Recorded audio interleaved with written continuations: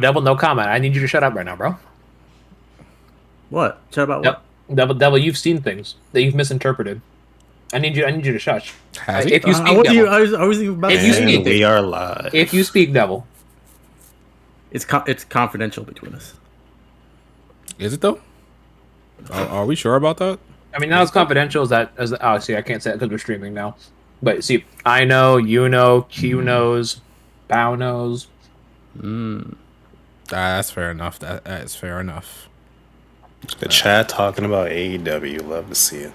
Yeah. So, what happened after I blacked out last night? Yeah, I know. I know main MJF event. is back. Punk beat Moxley, so he's the new world champ. MJF is back, but that's not where the crazy stuff happened. It happened after that in the media scrum, where Punk basically went on a tangent against Hangman Adam Page and the Young Bucks. And supposedly after that, they had a whole fight backstage where we just got the details of that, although it's still rumor right now.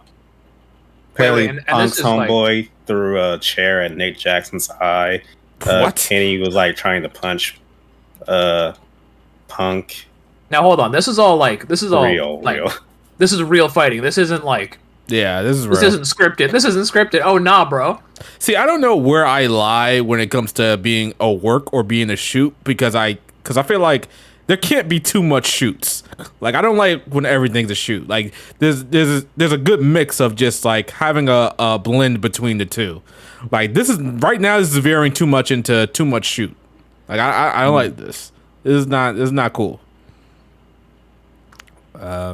But yeah, still a pretty cool event. So Yes, like things are wild in the does- land of AEW. Does that mean that like he's kicked out of the program or? That depends on Tony. Because Just a minor if these rumors are disagreement? true, Punk is the one that started all this, so he should be reprimanded. And Kenny was instigating or was trying to help? He's trying to help.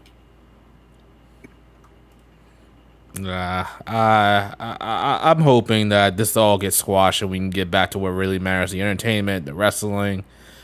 Because Lord knows how like Punk is gonna react to like MJF because he'll go off and say something completely off script, and then who knows how Punk might take that. So, One thing's for certain, Tony Khan has the mother of all migraines today, I'm sure. oh, I'm sure he does. I feel like Tony Khan is not really a good. He's nowhere near a Vince McMahon when it comes to a promoter. So I don't know how he can convince wrestlers to do certain things. I mean,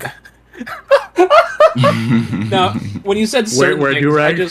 I just thought of Vince and like the various allegations that came out about him. I'm like, oh, he's been convincing people, all right. You know, what's interesting about Vince is Vince has done some crazy shit in the past, but he has literally said to people, I wouldn't do anything, I wouldn't tell you to do anything he wouldn't do. And I've seen that throughout the years. Like, he has done some pretty insane things. Like, not just, you know, with the allegations, but like, you know, with like people kissing his ass, and then he had to put his whole face in Rikishi's ass. That's just one of many things that he's done in the past. So like he kind of on some level keeps the same energy. He doesn't humiliate people without getting humiliated back in certain cases. So I don't know, that on some level Vince is cool when it comes to being a wrestling promoter. Everything else he does outside of that stuff, whoa, I'm not. I definitely don't condone. But it is what it is. So what up, chat? What's going on? How's everybody doing this fine Monday? Yeah, we were here on Monday. We were supposed to be here yesterday, but I kind of forgot. I kind of went to the mall yesterday.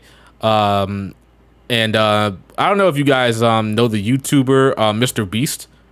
But you were at that mall? Never heard of him. Yeah. Oh, wait, you were? Yeah, I was at that mall. It was insane. No, by accident, or you know he was going to be there? No, I knew he was going to be there, so I said, let me just go over there real quick and see what's up. Let me go see if he farts a 300 out. And I was All like, I know is that he does weird stuff and gives away money. yeah, he gives away a lot of money. Yeah. Didn't he recreate Squid Game in real life, like literally proving the entire show? Yeah, he really did. Yeah. But yeah, that whole like he messed up the whole entire traffic area for that mall. It was I bet those mall workers are pissed. Yeah, it was insane, man. I bet he just Jesus. It was bad. I mean, it was good, but at the same time, it was just like the traffic, the amount of people that was there. It was insane. By the time I got back, I was exhausted. right, let's see what's going on, chat. Mazio, Dual Beard, H Dragon, what up? East Coast Tone, what up? Knick-Knack, is that his name? Yeah, Knick-Knack, what up? Knick-Knack, Paddywhack. Yeah. David Timmer, what up, man? What's going on? All right, let's just see what's going on here. Shadow a Beast fan? Yeah, he's all right in my book. He's not that bad. I'm not a Gohan Beast fan. That's what I'll tell you that much. Oh wow! Oh, so have you seen it? Yeah, I've seen it, man. Oh my god, it was cool, but like the design is just what the hell is going on with that hair? That hair is just ridiculous. Oh my god. I've not seen it yet. It's. I almost did. I almost went and saw it, but shit just came up and I didn't end up going to the movie theaters. I still need to go check it out though. Yeah, it's on the watch list. I feel like it's a fun movie, but I feel like it's also a movie we're gonna look back on like 5 years from now and say it was just nothing. It was a whole big pile of nothing, and it's just probably gonna be one of the worst. Not one of the worst, but definitely on the lowest spectrum when it comes to the modern Dragon Ball Super movies. It was actually my favorite out of all of them. Is it though? I like Battle of Gods. Battle of Gods is my favorite. Battle of Gods, not my Bulma. Yeah, that was my favorite before this one. I used to like Resurrection F. I mean, I still do. Resurrection F is not that bad. Broly's Resurrection F gave us that bomb Frieza theme. Frieza, I think he had that theme. Frieza. He had that theme before, like. Did he? I don't think that was pre-Super. I mean, the song existed. The song existed. Yeah, it just wasn't officially what Dragon Ball or Toei Animation or anything like that. Now it was. Oh, so it was a fan-made song, and they went, "We can use those." Basically. Okay, I didn't know that. I thought it was made for the movie. That's good to know. Nope. I knew about that song back in like 2010. Bro, when Val played that song on Audio Surf on Stream once, and it started with like the Japanese guys just going "fwa fwa fwa," I'm like, "What the f is this, bro? What? This is what Val call music nowadays, bro?" I knew his opinions was anyway. My favorite DVDs or current movie is probably still Broly. I've seen the movie like 5 times. Love it. Broly's great to watch. I put that on sometimes just to have it on the background. And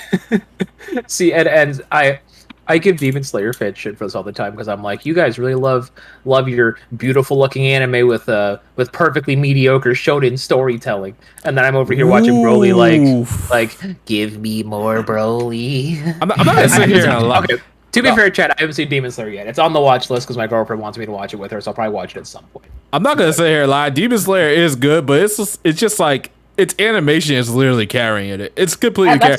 It's like the story talk about when they talk about Demon Slayer. I still don't know any story beats to that show, and I guess that's a good thing for spoilers. But they just talk about how the song is great. The woman who sings the opening is so great. I'm like, you mean Lisa, who's been around for a long time doing other stuff? Yeah, shut up. Yeah, she's great in this one.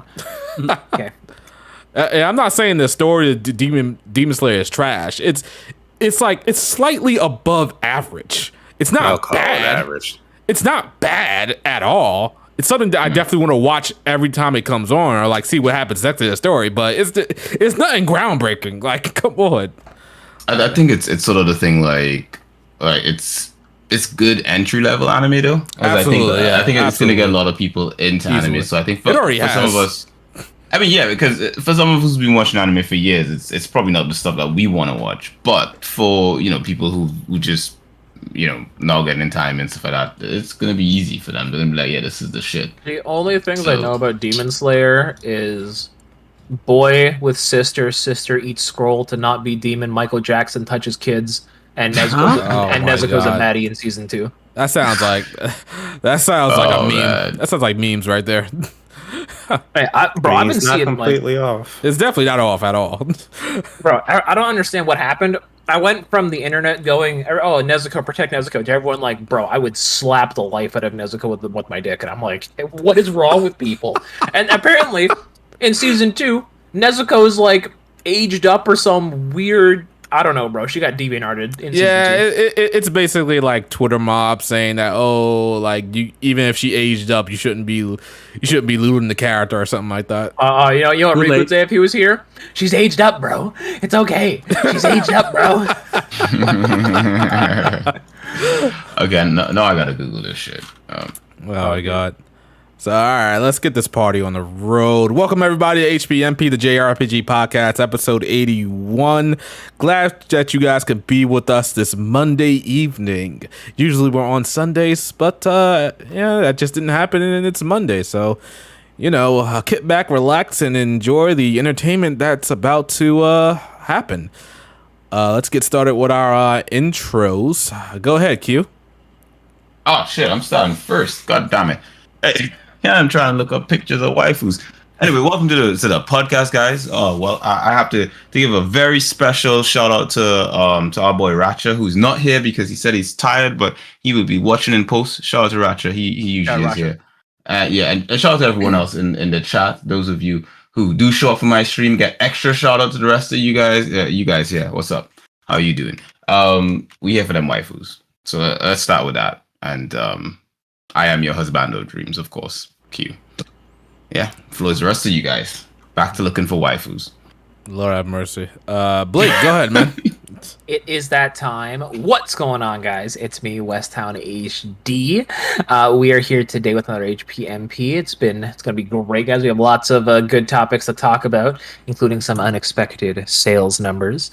And since Q gets to shout out people in his stream, I'll shout out people in my stream. Shout out to Acebreaker for being here, bro. Ace is always in my stream, bro. He's always a mod. He's got trash takes, but he's a great guy and he masturbates with peanut butter. We love Ace. Anyway, what?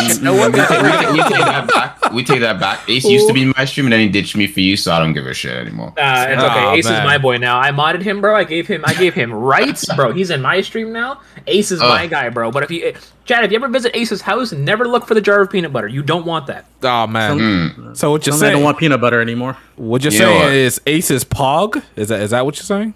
I would go as far as to say Ace is pretty pog. Oh man, Ace, you pog, man. Don't you love that? Don't you love being pog? Shout out, you can't just leave like that. You gotta drop the catchphrase, man. If anything. I love to see it. You'll love to see it. No. Riku's in the chat saying that he's driving home, so I guess he is going to show up probably in 20 minutes or so. All right, Bob, man, go ahead. Welcome to another episode of the HPMP podcast. I have a lot of JRPG news to talk about, so thank you for joining us. All righty, and Devil. Hello, everyone. Thanks again for having me, Shadow. I wasn't on the last episode, but there's some interesting Pokemon-related things said, and I see we got about 80 people here and only like 30-something likes. If you want one of us to say something crazy... No. Whoa. We don't co-sign that. We ain't co-sign that. No. Get those likes up, so then super chats can be fine. But I ain't co-sign that. I'll say it for free, just let you know. If we get to 100 likes, Double will review Scarlet and Violet. I'm already buying him the game, so he's gonna. But if we get to 100 likes, he'll review it on his channel. Oh, you know what, right? To be frank about that Scarlet and Violet stuff, right? Like, was it not yesterday? I think day before we went to the shops, right? The gaming store. We don't got GameStop over here in the UK. We got a place called Game, right? Game, yeah. Let's go. So went over the Game, right? With the family and everything like that. We're just like looking at stuff. Lexi's looking at something. She's like, "Oh, we should get Jenga." I'm like, "Yeah, sure, let's get Jenga, right? Jenga. Why not?" I'm thinking, yeah, let's. We're doing that regular budgety thing. Let's just get Jenga. We get to the till now, she's like paying for the Jenga and stuff, and all right, cool. I pull up at the till now. She's like, you know what? Why don't we get Pokemon one time? Why don't we just do that pre-order thing? She's like, I'm standing there by the till like, should we? She's like, yeah, why not? We're gonna get the game anyway. Boom, pre-order. All right, so. My copy's already sealed at this point in time. Did you put any money on it, or did you leave it as a $0 pre-order? Did you put a deposit down? We put a deposit on, so it's kind of like we're locked in at this point in time. We kind of have to pick it up, isn't it? Isn't that how pre-orders work? Yeah. So you put. So the way it works, at least here, GameStop Canada. Every pre-order, you don't have to put any money down. It's a zero commitment, $0 down. If you put down even as much as $1, we'll hold it for you for a week. And basically, we're just pre-ordering physically. If you've never done it before, the big incentive why people do it is, of course, to get a game physically. But Pokemon games will normally net you a good pre-order bonus of sometimes a travel bag. Like, 'cause you're in the UK, so you'll probably get different. We're getting a figurine. There's a little figurine thing. Yeah, so I mean that's the big reason to pre-order physically is to get like all the memorabilia and stuff. It's neat as you get older, or I shouldn't say as you get older, but when you're in my line of work and you've seen so many pre-order bonuses, honestly, most of them are just junk half the time. But at least the Pokemon posters that they sometimes give out here are actually really good quality. I still have my Let's Go poster, like a really detailed map of the Kanto region. That's really nice. Okay. I'm feeling it. I mean, honestly, like, and in response to Ace, I wasn't tricked into getting it. You know, it was a shock. That was the best way I could put it. I was surprised that we were getting it like then, because I was, in a sense, like we pre-ordered both copies. That's the other thing too. It was sort of like, did you guys get the dual pack, or did you buy them both separately? We wanted a dual pack actually, but they said it was already like pre-orders were out for that. So damn, bro, they lie. I say we still got tons over here in Canada, bro. Hey, let me pre-order you one though. I leave for like 6 minutes. Y'all still talking about Pokemon? Jesus Christ. We have a super chat though from Cranberry. We're not talking about anything else other than the pre-orders though. But go on the super chat. Don't care. We got the super chat saying more Pokemon dirty talk. Let's go, Absolutely Cranberry. not. Absolutely not.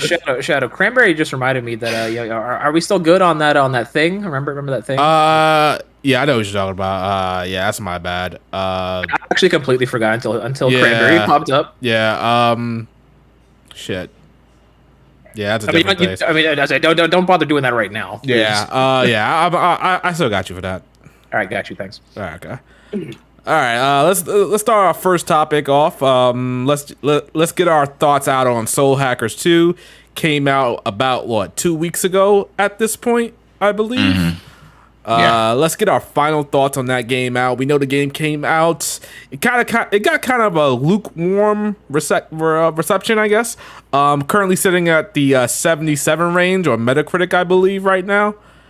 But what are our final thoughts on this game? Did we enjoy it? Did we like it? Devil, I think you had a lot to say about this game. So you want to start us off?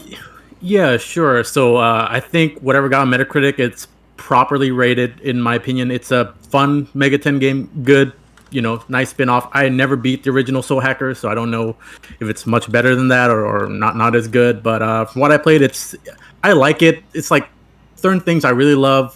Best part of the game, definitely Ringo, main protagonist. After this, I want them to ditch silent protagonists. If they can make Persona protagonist as cool and interesting as her, I'm all for it.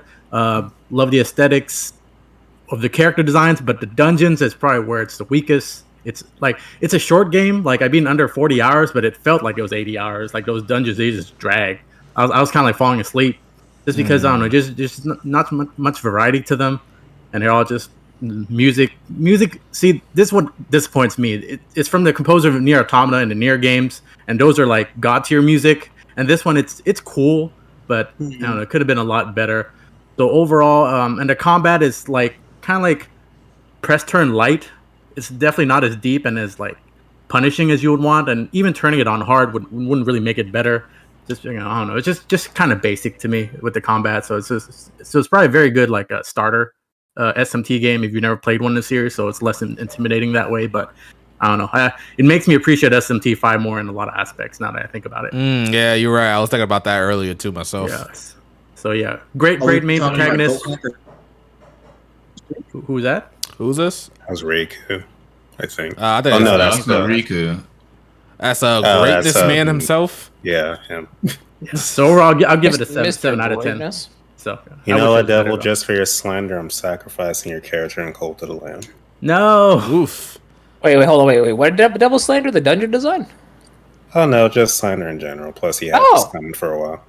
It do be that way. It's been pent up. I know about. You just waiting to bust that devil nut. So Bob, what you think about Soul Hackers? I get you did a review, a really good video. You could just I guess you can skim through that or something like that, or give us your final thoughts. Well, I liked the game more than most. I thought it was above average. Obviously, complaints, like Devil said, the dungeon design leaves a lot to be desired, and the fact that you have to traverse the soul matrix so much really kind of kills your joy late game and exploring it. Basically, at the point that it started introducing the like warp puzzles, I was out because I hate warp puzzles. So. Yeah, but I still enjoyed the game. I loved all the characters, great music, melody in particular. I don't know, I just really took a liking to, but entire cast is good. I agree that the fact there was no press turn system really took a bit of fun out of battles. Battles were just fine, and there's really no reason not to have the press turn system. And yeah. Overall, above average SMT game, but a lot of spinoffs in years past have kind of been around this level, in my opinion. So I didn't expect the next Persona or anything going into this. So my expectations were pretty much met. Okay, fair enough. Who else has played Soul Hackers? I played the tutorial. I haven't played it, but I think for me, it gives me a heavy vibe of Tokimura Sessions, and I like Tokimura Sessions, excluding the whole censorship crap. But it does give off that vibe, and I do like that. So at some point or the other, I'm gonna hop onto this, but I know I just don't have the time for it right now. Like I've got too many other games I'm playing, so it's a future endeavor for me. But it looks good so far. All right, Blake, you said you played the tutorial. What happened, man? Yeah, all right. So before I get into my thoughts, I'll read Duo's super chat. We got a super chat real quick from that boy Duo, Beardfather Duo, the man himself. Don't test Bao's bad side. He will Kamehameha you, or in the words of the Fortnite kids, he'll hit you with the Kamehamama. No, please don't tell me they say that. Please don't tell me they say that. Videos. Yo, what the? Okay, you know what? It's a different generation. Right, yeah. We got a super chat from Cranberry saying Bao likes that killer cooch. Huh? Killer cooch? What? Melody. Oh, I do like that energy. So I was playing, and this is nothing against Soul Hackers. I think I was just genuinely too tired. So I started the tutorial after a long day of work, and I think I had just finished playing something else, and I switched over to Soul Hackers, and I was just tired. I just wasn't feeling it. Like the story at the beginning, at least in that time and point, I felt was really boring. I don't know if you guys felt the same way at the beginning, but I was just not really feeling. I got the first party member as soon as it said you could save. I saved and turned it off. I have yet to go back to it, but I think I just need to give it just a proper shake because I don't know. I didn't like this about Persona 5, about how the tutorial felt like it lasted a long time. Soul Hackers 2's tutorial, I imagine I'm not all the way through it yet. But just the first, I think I played half an hour of it, and it wasn't selling me at the time, but I could chalk that up to just being really tired. I also have this weird, it's everyone I know has been saying this game is just okay, and it's nothing amazing, so it's kind of dampened my hype a little bit. But I think I'll probably give it 10 hours. If I'm not hooked within the first 10 hours, then I'll probably put it down indefinitely, but I still want to give it that 10-hour grace period to hook me. Okay. We got some more super chats real quick. We got one from Ace saying the combat in dungeons kill Soul Hackers 2 for me. Yeah, Ace was going through it, bro, in our DMs. That man was there was so much that could have been. And Game Inspection, the boy himself, saying I hope everybody has played Live Alive. Greatness. Oh man, yeah, the extra greatness to it. I need to get back to that. You gotta say it greatness, just like that, just greatness. Greatness. We gotta make sure we get that right. What about you, Game Inspection? Have you played Soul Hackers 2? I played the first one. Haven't gotten around to the second one yet. I'm playing Live at the moment. Okay. One game at a time. All right. I reviewed Soul Hackers 2 myself. I think it's a good game at best. There are definitely things we've already mentioned that it could have done better. Combat was really simplistic. I'm definitely gonna stick by what I said in my review with Shin Megami Tensei with training wheels on. It's baby's first SMT. That's not saying that's a bad thing. It's just if you want to get into SMT, this is probably the best place to start. Probably my biggest gripe about the game is definitely the dungeon design. Very repetitive, and I wouldn't have a problem with it if the dungeon music was different and unique, or a little bit upbeat throughout, but it's not. It's low energy. Oh, no. It's really boring. Is it like a Memento situation? Yeah, exactly. No, even P5 Memento original kind of slaps. To be honest, I think the original Mementos music exactly. This is where this goes in. The Royal Mementos is good. Royal Mementos music, they fixed that. Yeah. This is just like that. It's the same for every single dungeon, and it just really it took me out of it completely. I think one time I had to just mute the background music and play some SMT5 music just to get me through it, because I don't know what they were thinking. I think they underestimated how music can get you through a game if it's good enough, if it pumps up the player enough to maybe forgive the repetitive dungeon design. I don't know. I didn't like Ringo's running speed. I felt that she ran slow out the jump, and you shouldn't have to get an upgrade to get her to sprint. Well, I don't know what the fuck they were thinking on that one. That was just dumb. The characters, they're all fine. Ringo is the standout, as we said before. I want to say she steals the show, but I don't think a main character can steal the show. I think that's side characters or maybe the antagonist. But Ringo is really good, and I agree with Devil. No more silent protagonists. I cannot stand them. Please have more protagonists with personality, and Ringo fits that bill perfectly. Character designs are on point. Love the artist. I think this is the same guy that does the 7th Dragon 2020 series from the DS games. Absolutely love it. Can't get enough of it. But overall, yeah, I do agree. It is actually sitting at a 75 on Metacritic. Kind of agree with that on that way. I'll say it's a solid 8 at best. Nothing more, nothing less. SMT5 is an 8.5 or 85 at best. I'm putting this down to an 8. Do I want another game in this series? Maybe. Not sure. I would rather them do what's it called? Survivor 3. Yeah, Devil Survivor 3. Absolutely. They should go back to that. Easily would be probably one of the best, but I think it's just, if they're going to put as much the same energy they put into this, into Devil Survivor 3, I don't know if I want it. Yeah. Rido 3. That's what we need. Rido 3. I'll have to go back and play that. Hold on. Wait. We got a super chat from Cranberry saying Ringo was running like an offensive lineman. Wow. Yeah, but the initial running speed is bad. It feels slow. She has some type of roundup or animation that she needs to, I guess, round up to run. You mean like it's just Melly bad. in Xenoblade 1? She runs like she's got a dildo in her butt. But yeah. I believe this game had a problem with day one DLC. Oh yeah, and it was especially egregious. I think ATLUS is going a little bit too far when it comes to this stuff, because I know some games are rather small budget, and maybe the company doesn't think it's gonna get back its money, so they need to do DLC. But come on, they hit a whole new story underneath this DLC. The story itself isn't really that great. It's just a series of quests that you can go on with a end game boss fight that's very questionable unless you have certain items in your you've done certain other quests to have certain items to make the boss weaker. I'm getting tired of these DLC outfits. It's the same ones over and over and over again.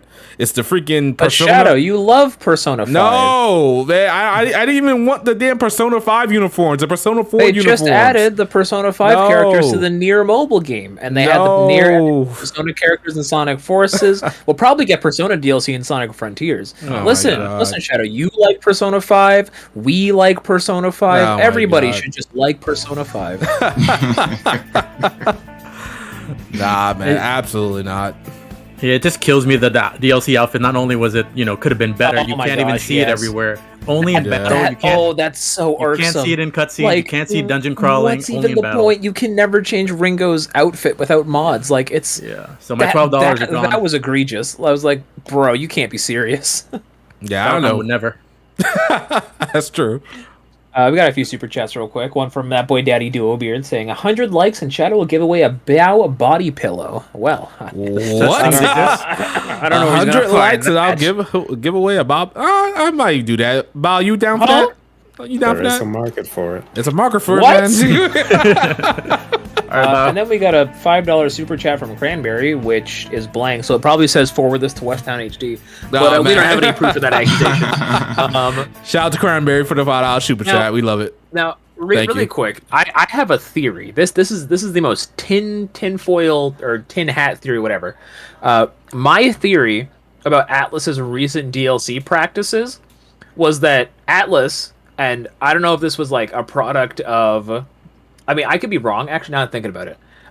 Okay, my theory is that when ATLUS merged with Sega, this is very modern Sega to do all this DLC, this day one DLC. They've been doing a ton of DLC for their games recently. So I'm curious if Sega had influence on ATLUS in this regard, because did they have a lot of DLC for, I guess, the 3DS SMT games? Those are the only other games that could have had DLC. No, they did. I think they did. I remember Apocalypse having. Okay, so yeah. No, that was post Sega though, base right? Base SMT4 had story DLC like the original SMT4. I remember because when was the merger with Sega? 2012, 2013. Somewhere around. Well, see, at that point though, it's like DLC was just starting out, so it's like it's kind of hard to like tell who to blame it on for that regard. But I'd say if anything, ATLUS isn't trying to fight it. If anything, they're embracing it. If Sega is telling them to do this, because it seems like they never have an issue just locking down a bunch of day one DLC in their special editions. But another super chat from Cranberry saying, "What is acceptable day one DLC or none?" Is that Soul Hackers SC? Definitely not Soul Hackers. Soul Calibur? I have no idea. Yeah, I'm not even Sky sure. Second Chapter. Could be. I don't know what acceptable day one DLC is, because everything has day one DLC. I remember back in the day we used to hate day one DLC. We used to always say, "Oh, this could have shipped with the game. What was the issue there?" and stuff like that. That's the biggest issue with day one DLC is you always, no matter what the cause, will say this could have just been in the game. Yeah, honestly, that's the way DLC works nowadays. It should have came with the game, and they make it before the game even released, and then they release it later down the line. Except for things like Xenoblade, which I do believe they're actually working on substantial updates to the game. But day one DLC, I don't really care about it anymore, to be honest. Xenoblade's day one DLC were those DLC costumes, like those palette swaps, and those were so boring in my opinion that I feel like they should have just been in the game. Yeah. Palette swaps. That's like the worst type of day one DLC. That's the worst type of purchasing. Like, I can't believe that. I remember the show. It's your boy Riku's on one in the building. Let's fucking over 200 platinums, baby boys and girls. What's good? Hold on. Oh, yeah. Who's Riku? I only know Retsugen. Oh my god. No. That arc is over. That arc lasted 3 hours. Hey, it was like one of those filler movies. How's everybody doing? Oh my god, Riku, how are you doing? How was your day, sir? Well, it was nice and long. Whoa. Why'd you say it like that, sir? I hope you cut it up like everything else long in your life you do. Wow. Yeah, I took a couple of shortcuts home since it was Labor Day. No eating? So. This man is eating on the podcast. Oh my god. No respect. No respect at all. Sir, late, cut off shadow, eating on the mic. What's going on? Oh my god. So what did you think about Soul Hackers, or did you even play it? Mid Hackers. Oh, man, I don't fuck with that shit, man. ATLUS. Man, that shit made me lose a bet. I don't fuck with that game. Someone say Mid Hackers? Mid Hackers, man. So people were calling Monarch mid. I am not willing to defend Monarch from somebody calling it mid. I might be able to defend somebody against saying Soul Hackers 2 is mid. I wouldn't call it mid. Absolutely not. Okay. Oh shoot, we got a super chat as well from Cranberry saying Riku podcast lacking without Falcom's finest. Falcom's finest has got some explaining to do later, but we're gonna get into all that later. Seems that you're mid right there. Yeah, your defense force. The hive is wild right now. Yeah, the hive is absolutely. We're definitely gonna get into that. People getting stung in the streets. But thank you, Cranberry, for the super chat. We got any last things to say about Soul Hackers 2? So we talked about the DLC. Did we talk about the fact that like a whole party member is DLC? Like, that is some I didn't even know that till later. That is some slimy crap. She's not an actual full functioning party member, but she will help you out at the end of the player phase to attack the enemy or buff you. But I think she's only available in certain quest lines, and after the quest, the DLC quest that she's involved in is over, she might not come back with you. So I don't know. I feel that's Imagine Persona 6, bro. You get like your Oracle or your Futaba. She's or gonna be DLC, and then all of a sudden the game pauses and loads the PlayStation Store. Or they just take her out and say, "Hey, you want her back in your party? Just buy the DLC." That sounds like you remember what Tales of Zestiria did with that one chick with the spear? Don't remind me. Oh god. People were triggered, and then they tried to make that mid-ass side DLC for her. Yeah, that was bad. So who's worse with DLC practices? Bandai with Tales or Atlus with their games? Equally. I think Bandai's just a little bit worse right now, just a teensy bit. I think either or would I think they're an even step footing. I think the only one worse than them is probably Koei Tecmo. I think they're how many what's the Here's the thing though. Here's the thing about that, Q. I'm gonna give you some pushback on that actually. Oh seriously? Oh yeah. Okay, let's hear that one. Here's the thing about Koei Tecmo and their DLC. It doesn't feel intrusive. Do they have a lot? Fuck yes. They have like I know for some of their games they have like over $1,000. Yeah, they have like over $1,000 worth of DLC. Is it all cosmetic? It's all cosmetic. Yeah, obviously it's all cosmetic, but it never. When I was playing the games, it never felt intrusive. When it came to the latest Tales of game, you're sitting at the bonfire and these motherfuckers are trying to shove DLC down your throat. Yeah, that's true. Yeah, that was bad. What the hell were they thinking? And your fucking gameplay experience can change via the DLC. You know, depending on discounts in the store of the game. Yep. There's just the CP system, like no. I locked all the best arts behind DLC too. Yeah, DLC arts and all of those arts were the best arts in the game. Like, come on, no. This is why I cannot like. Go ahead, man. I said, was this a Rise? Because I didn't play a Rise. Yeah, it was definitely a Rise. Yeah, it's a Rise. Ooh, yikes. The only thing, like I said, the only reason I would say Atlus is like behind them is because I'm gonna just use Persona 5 Royal for example. Yeah, if you get those super broken personas at the jump of the game, they can definitely change the entire way you play the game. Like they're fucking destroying everything. But it still felt optional, right? They were there, you could hit them and get them, but you know, it just doesn't feel as offensive and intrusive as what Arise did. Yeah, they do the same thing in Soul Hackers too with the demons. Yeah, you can get them at any time. They cost nothing to summon, and they are really broken. Even for your level. So like, let's just say you're level 34 or something like that, and the persona you could summon is like level 35 or maybe even level 33. They're broken for that level too. They have some really good skills that really come in handy. It's ridiculous. How much does all the DLC cost for like Soul Hackers 2? I think it's like 70 or something like that. Something like that. It's more than the game itself. Yeah. Wow. That's quite pricey. That's quite pricey. I thought it was like 30. In my head, it was like $30. I feel like for season passes, I feel like maximum the most a season pass can be is half the value of the product. Any more than that, that's what it feels like. You know the thing though is right. I think the reason you see because we're making sort of concessions for all these things. Like, oh, you know, if it's like 30, it's fine. If it's like the companies are just gonna push the limit. You know, they're gonna just see how far can you go. It's just like kids. Kids will push your limits to just see how far can I get away with this thing until like you tell them stop. It's the same with these companies. We wouldn't know anything about that. I mean, the goalpost keeps moving because at first it was any DLC is bad. Like I'm old enough to remember that any DLC is bad. Yeah. Then it was oh well, as long as it feels like it wasn't cut from the game, it's okay. Then it was okay as long as it's like it releases after the game comes out, it's okay. It just keeps getting goalposts. Yeah. I don't know that shit. Yeah, I think we just accepted it at this point. Like we just don't care because definitely like day one DLC was not accepted in any way, shape, or form back in the day. Now we just don't really care about it too much. Like there's it's very tricky on DLC.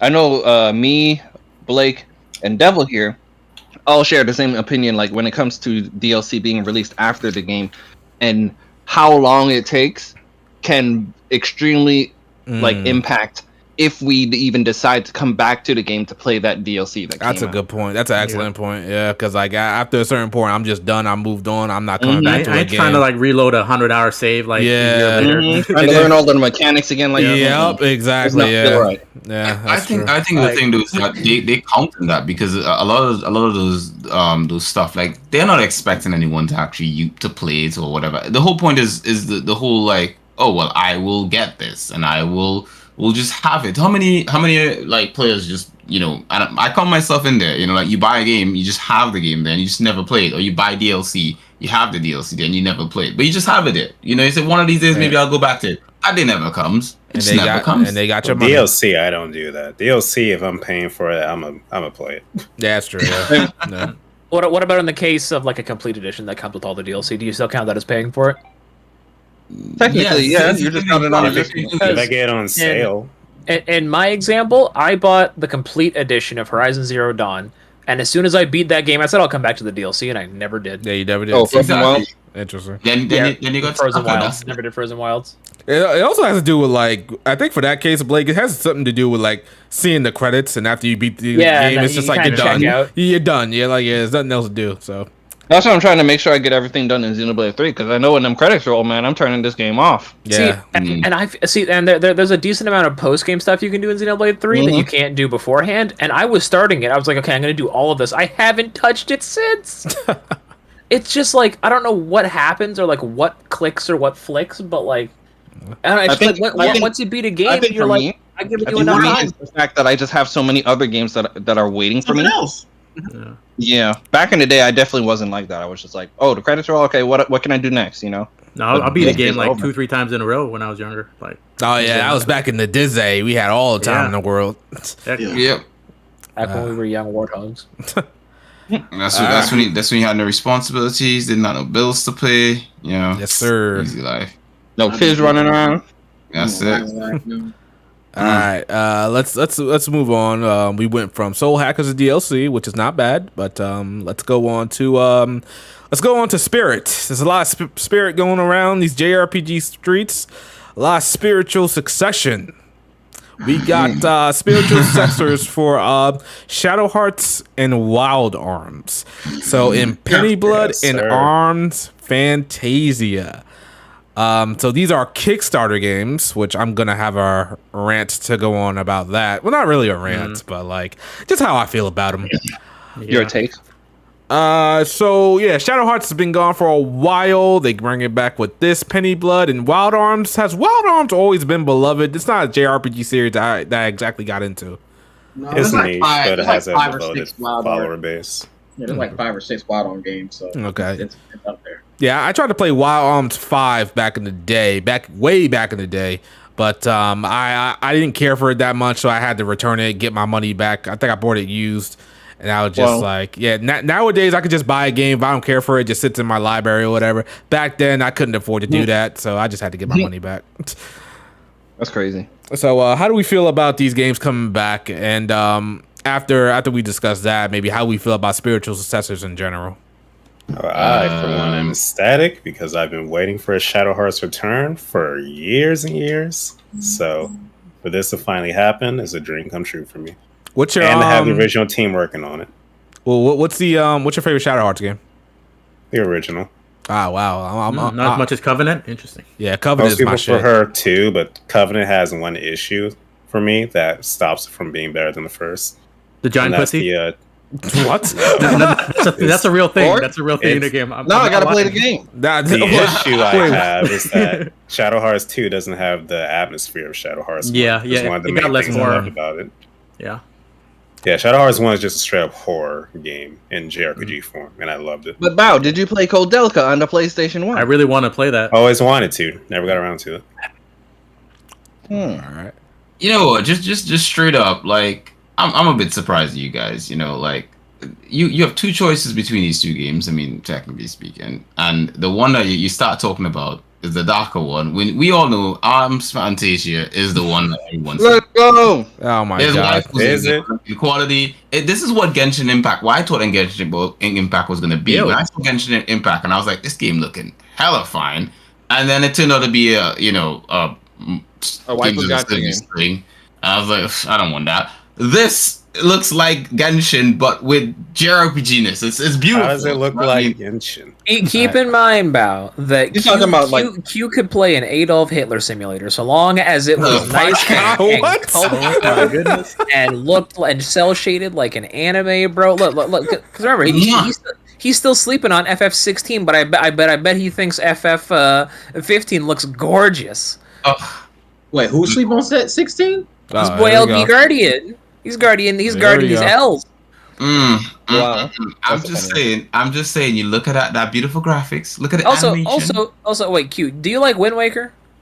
Of course, it's the best Zelda game ever. You do. Like, Of course. Come Oh on. my God. Everyone knows man, this. oh, man. Wind Waker is You see best. what I It's mean? peak Zelda. Everyone knows this man this. needs a cell shaded game, bro. He's team cell shading. I bet he likes Tales of what was that other one? Tales of Symphonia? No, not Symphonia. I like Symphonia. I liked Hearts. I liked Vesperia. Yes, of course. Yeah. And how'd you feel about Tales of Arise? You know, with that gritty style. You guys noticed I said it on the podcast. I didn't like the look of Arise at first, but I kind of warmed up to it a bit, you know. Oh my God. See, all I'm saying is where there's smoke, there's fire. But Q, go on.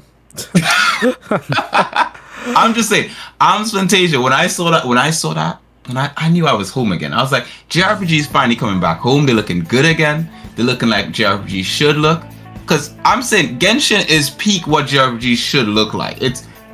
It completely sets JRPGs aside from regular Western RPGs and all that kind of stuff, and Chinese RPGs and, you know, all them other RPGs. JRPGs should look like anime. And this looks like anime in motion, fluid, perfect, top tier graphics, and it's gonna age well. Just like Wind Waker, right? You guys know a lot of those other Zelda games didn't age well. JRPGs though, that have that Wind Waker look to it, they age well. It doesn't matter. Yeah. If I speak, What's Ace the with name of that? Oh, go ahead. Ace with the $2 super chat saying, if it's generic anime, Q wakes. Otherwise, he sleeps. Yeah. Yeah. It's like What's the name of that No. mid RPG that's so Scadoras that came out? As Like your last year. Vault? No, Scarlet Nexus. it's the beautiful one. Scarlet Nexus, yeah. Yeah, No, Scarlet it's Nexus. Scarlet- That is an RPG. That is the whoa. best looking JRPG I've ever played in terms of just like that anime style. The game is gorgeous. Time out. You I calling? didn't like Are Scarlet you calling Nexus. Scarlet Nexus mid? I said what he I just said. said. What He the called. fuck? How can you call it mid? It has a great battle system, has great graphics. Yeah, Story okay is that's a little true. bit. Yeah, story's a little bit out there. Shadow, it's almost like it's the Soul Hackers of last year. And this is why, man. Shadow, you gotta defend my point that Arms Fantasia is class and JRPGs are coming home. That's all you gotta do. Oh Gotta man, do. Visually I don't know coming about home. that. That's it. I don't know about that, but Just what Ace says. Scarlet 6 out of 10 Nexus. Exactly. I say 7 or 8 maybe. Nah, Yeah, that story better was a than little bit. Yeah, that story was a little bit crazy. But yeah, back to back to these two games. Really glad that they're coming back. I don't know, like I'd rather see. Of course, ideally we would rather see the same companies, the same people working on it. But I guess the same people are working on Pennyblood, like Bao said, so it's okay. These games are coming out in 2025. Yeah. Wait, I didn't know that. That's Wait, what? Yeah, That's like- We're gonna be. We're gonna. That's We're when gonna. Avengers order- Age of Kang comes out. Yeah, That's what the problem with usually these happens. Kickstarter games. And that's when freaking Kudo no Kiseki comes out. God damn. To be quite frank, right? Like with the way in which the weather is these days, all that kind of stuff. You know, It's gonna be the cost of 2027. living. We're not gonna live this long. That's basically it. Let's just come to that conclusion. You said we're gonna Goddamn. die, bro. Goddamn. Oh no, When's I the will live that long. last Kickstarter campaign that landed on time? They all got delayed a bunch. Oh yeah, Exactly. absolutely. Yeah. So We're gonna just have to dream of this. It looks good. It's a good dream, and let's enjoy that. Delays don't bother me as long as the game ends up being fine. Like Bloodstain was great. Yeah, that's like the rare exception though. yeah, Always exactly. Mighty I- number I- 9. I feel but I feel like there are a good Didn't, amount of Kickstarter starters that are actually pretty good. What's the name of that JRPG coming out that's like a successor to Suikoden? Eiyuden Chronicles. Eiyuden Chronicle? Yeah, isn't Yeah, that coming out? That's coming out We next are year, I waiting on believe. Next, Yeah, next yep, year. next year. And they gave us a side game that I believe nobody asked for, but was also part of the Kickstarter goal. I'm Yeah, sure I you're heard still that was mad about pretty that. It was in the fine print, Shadow. Hey man, that's why people go to jail, because they don't read that fine print. But Oh goddamn, bro. Yo, I did not ask for that game. I did not care, and I was like, "What is this crap?" I hope. Hold on. It's whatever. Yo, The old Kickstarter DM Shadow. It said your product's been delivered. And he went, "No, the hell, it's not." But yeah, these Kickstarter games I'm always wary of. I'm not sure if they're gonna be good, and then like we're waiting years upon years, and then we might get mediocrity. It might come out with Mighty Number 9 energy. And I think Bao, you said it, but like we don't know if it's gonna be a Mighty Number 9 situation until it's too late. So to be fair, with Mighty Number 9, Keiji Inafune already had a bad reputation among like other devs and stuff. And it didn't seem like that at the time. Also, that was just fans being it seemed like he couldn't do no wrong. That was just like fanboys of old Mega Man. Like other devs immediately were like, okay. Fair enough. Fair enough. Now, correct me if I'm wrong, but I feel like it's kind of I don't know, because like with Mighty Number 9, what was the big issue with it? Was it like the gameplay? It's not good. Everything. Yeah, everything. I think the performance was bad. The gameplay was bad. It took forever to come out. Even the freaking physical editions of the game that was supposed to ship was bad. They changed how the graphics would look. Yep. When they first showed it, it looked really. So basically, what you're saying is that this like trailer they showed us, this working concept, they could flip a switch and be like, okay, it could. It gives us a Skyrim mod. Like, I would hate for them to flip a switch on ARM Fantasia's graphics because like you said, that shit looks fucking gorgeous.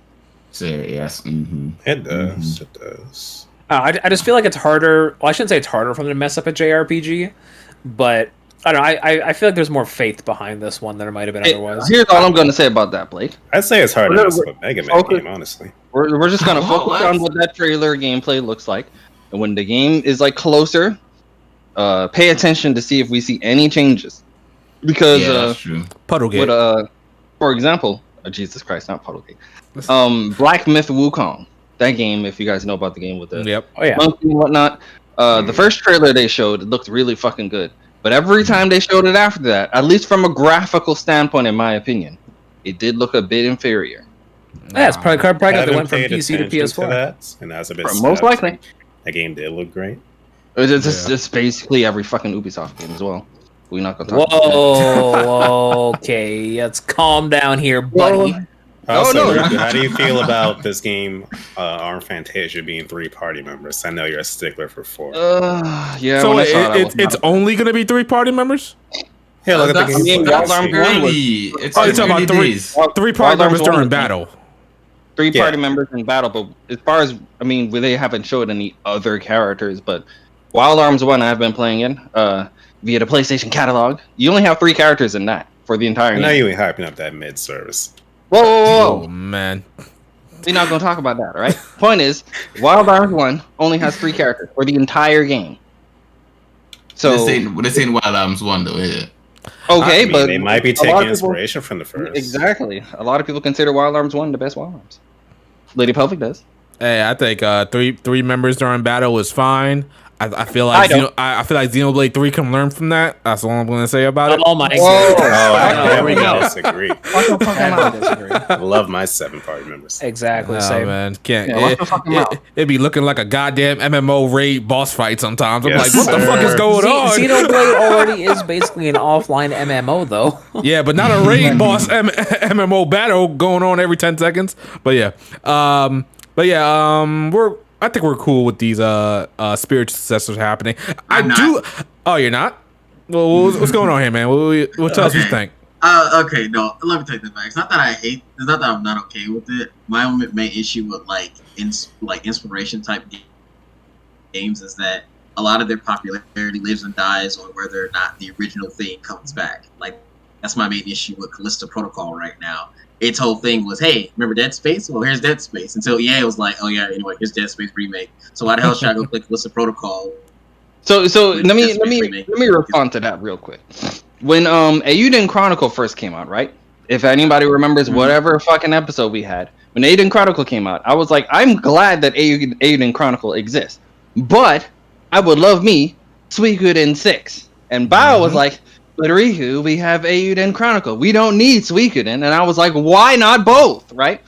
So I'm one of those niggas out there that I would love a spiritual successor to something, but that doesn't necessarily mean I want the original franchise to just not exist anymore, right? The original franchise probably doesn't have the people who were originally there, whatever fucking team they have there. I would like to see what they can do to further that franchise that I have a nostalgic connection to. Unless it's Sonic. I would like to see both. I mean, I just more the merrier for me, especially if that Suikoden 6 could possibly be a good game. If they never make it, we never know, you know. So when it comes to Callisto Protocol and Dead Space, I am fine with both of them existing, and I'm gonna pick up both of them. That's more Dead Space-like gameplay for me. So I'm fine with them existing. See, you say you want. Oh, I want to see what these new devs can do with this. Look at what happened to Banjo. I'm good. Oof. I don't give a fuck about no goddamn Banjo. It's the point, though. Look what they did to Banjo. Microsoft, and Microsoft can't make anything good. Look at Halo. How about this, Bob? Give me another example.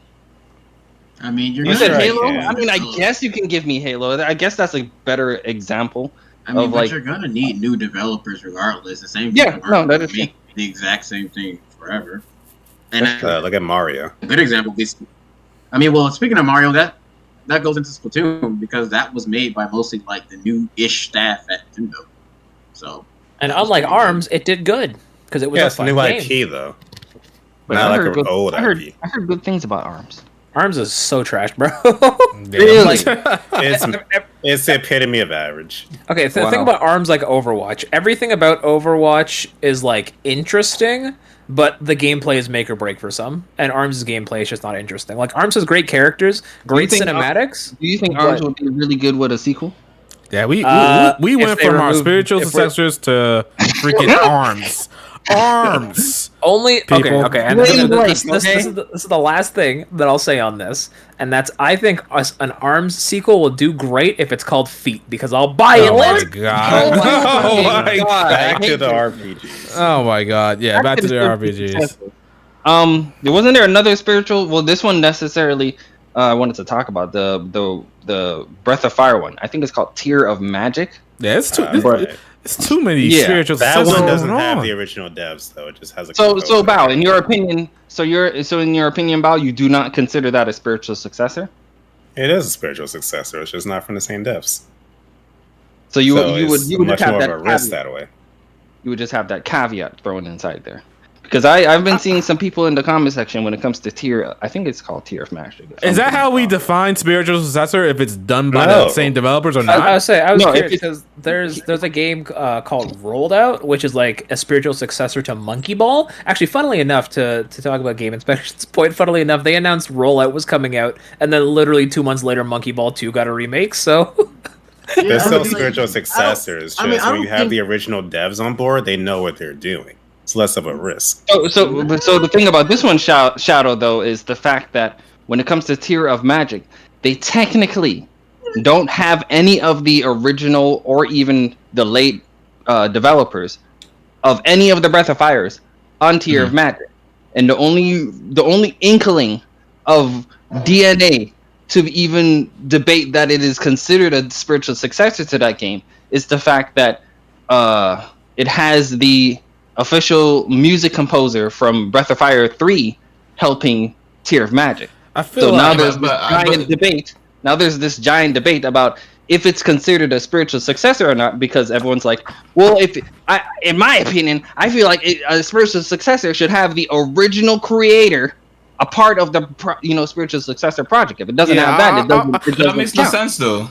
That makes no sense. I don't think you need the original creator. The whole point of it being spiritual, it's like that's just semantics. Is that it has a part of its spirit? Would you agree? It's that it represents the original. It basically looks like the original. It's like that's in the gameplay, not the developer. I don't know about that. Here's the thing, though. When you say successor, you're giving the mantle over. I would say it's inspired by that. Yeah, game. and that's what I think. I'm not saying it's a successor. No. I think the difference between inspired and spiritual successor would kind of indicate that the game that you're basically following is kind of dead, right? Like then, the developers aren't working on it anymore. That's another prerequisite, probably. Yeah, I would agree with that. And that's it. That's it. Because if it's but when games like Dead Space and fucking Super Monkey Ball come back, what do? Well, at that point in time, now you're inspired. You're no longer spiritual successor. It's gonna be dead first. Here's the thing, though. Gohan was supposed to be a successor to Goku in the Cell arc, but guess what? Goku came back, and now he's Goku time. Wasn't that because of the fan base? No, he's just Doesn't he's just fucking there. matter, Blake. That wasn't even Toriyama wanted to move It on. doesn't fucking matter, Blake.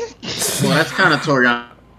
Okay, so yeah, I'm gonna say that you need some developers of the original, and I don't think you can have the music composers.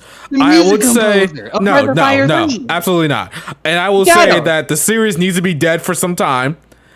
You gotta be dead. You gotta be dead for some time, and I think that's all the prerequisites I need. Other than that, you are inspired by whatever game that you're creating from the past or recreating from the past. So are you inventing your own term, spiritual inspiring? I don't think, no, I think that was the definition. I think that was the understood, nobody ever said a definition of spiritual successor. It's got to have some type of developers from the previous games on it.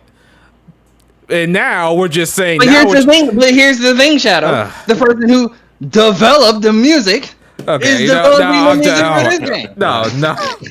I can't co-sign this. Shadow, you can't sit here and just disregard the person who made the music for Breath of Fire 3. You got to take into consideration, Breath of Fire only got popular because of Breath of Fire 3. Nobody gave a shit about Breath of Fire 1 and 2 on the Super Nintendo. It wasn't until Breath of Fire 3 on the PlayStation 1 where people started to give a fuck about Breath of Fire 3 and Breath of Fire 4. And Breath of Fire 3 is the only one that got a remaster on the PlayStation Portable. So she did her thing. I don't know about that. There's a difference between a game that's being inspired by and an actual spiritual successor. I don't know. And now we're just getting into semantics at this point. At the end of the day, no, we are. That's what this is all about. Yeah, but the point is that, again, as far as I'm concerned, if you want to call it a spiritual success, if you really want to, the game just has to be dead at that point. I think that's the only prerequisite. The developers aren't working on the game. There's no one putting out anything about it. And someone makes something that looks like it, that plays like it, that's got all those sort of things. Yeah, spiritual successor. If you want to go inspired, you got a game that's live. Maybe they haven't put out a game for a year or two or whatever have you, and you make a game that looks like it. Okay, you're inspired by that game. Other than that, yeah, that's it. And it's again, spiritual. When you think spirits, you think dead things. That's the whole point. Dead game, spirits. I like to point something out that Ace added in the chat, that Monarch did have former S&T staff on it, but that game still wasn't that good. So just because the staff of the former game worked. I mean, we're not questioning if it's good or not. Yeah, we're not questioning its quality or anything like that. Some people considered Mighty Number 9 a spiritual successor to Mega Man, but that shit was booty butt cheek lettuce. Yeah, exactly. We're not debating the quality of the games. We're just debating if it's considered good or not. All right, cool. I think we're good with this. I just want to point out in the chat really quick. Bag of Bones says that he said, is Pokemon the next big JRPG coming this year? Yes, Bag of Bones. It is the only other JRPG coming this year. Nothing else coming out matters. Is Nexomon the spiritual successor to Pokemon? All right, let's go. Let's change the topic. We're changing topics. I know you're not forgetting Tactics Ogre. Oh my god. Tactics Ogre. Let us cling together. No homo. Oh my god. What the Going fuck? left. How's that no homo? Okay, anyway. Let's move on. Let's move on to the wildfire that is NIS America and the Trails fan base. Riku, take us in. Tell us what's going on. Give us the nitty gritty and tell us the response that has ensued. Jesus Christ! All right, so here's the thing. Okay, firstly, I am these Falcom Hive bees that are buzzing around right now. These aren't my niggas, all right? That's all I want to say. Right? They're not mine, all right? But basically what's going on is the translation team Zero Field was making some, the translation for Kudo, and they were going to make some for Kudo 2. And all of the people like Acebreaker out there, playing the games before they come out. We're all happy and excited for it until NIS slid in their DMs, was like, "Hey yo, calm all that shit down, because if you don't, we gonna take your asses to court." And then they fell back. So now all of the fans are pissed that they can't play the games before the English official release, and everything is in an uproar. So now it's a question on if this is considered right for NIS to do, or wrong, because everyone's like, well, here's the thing.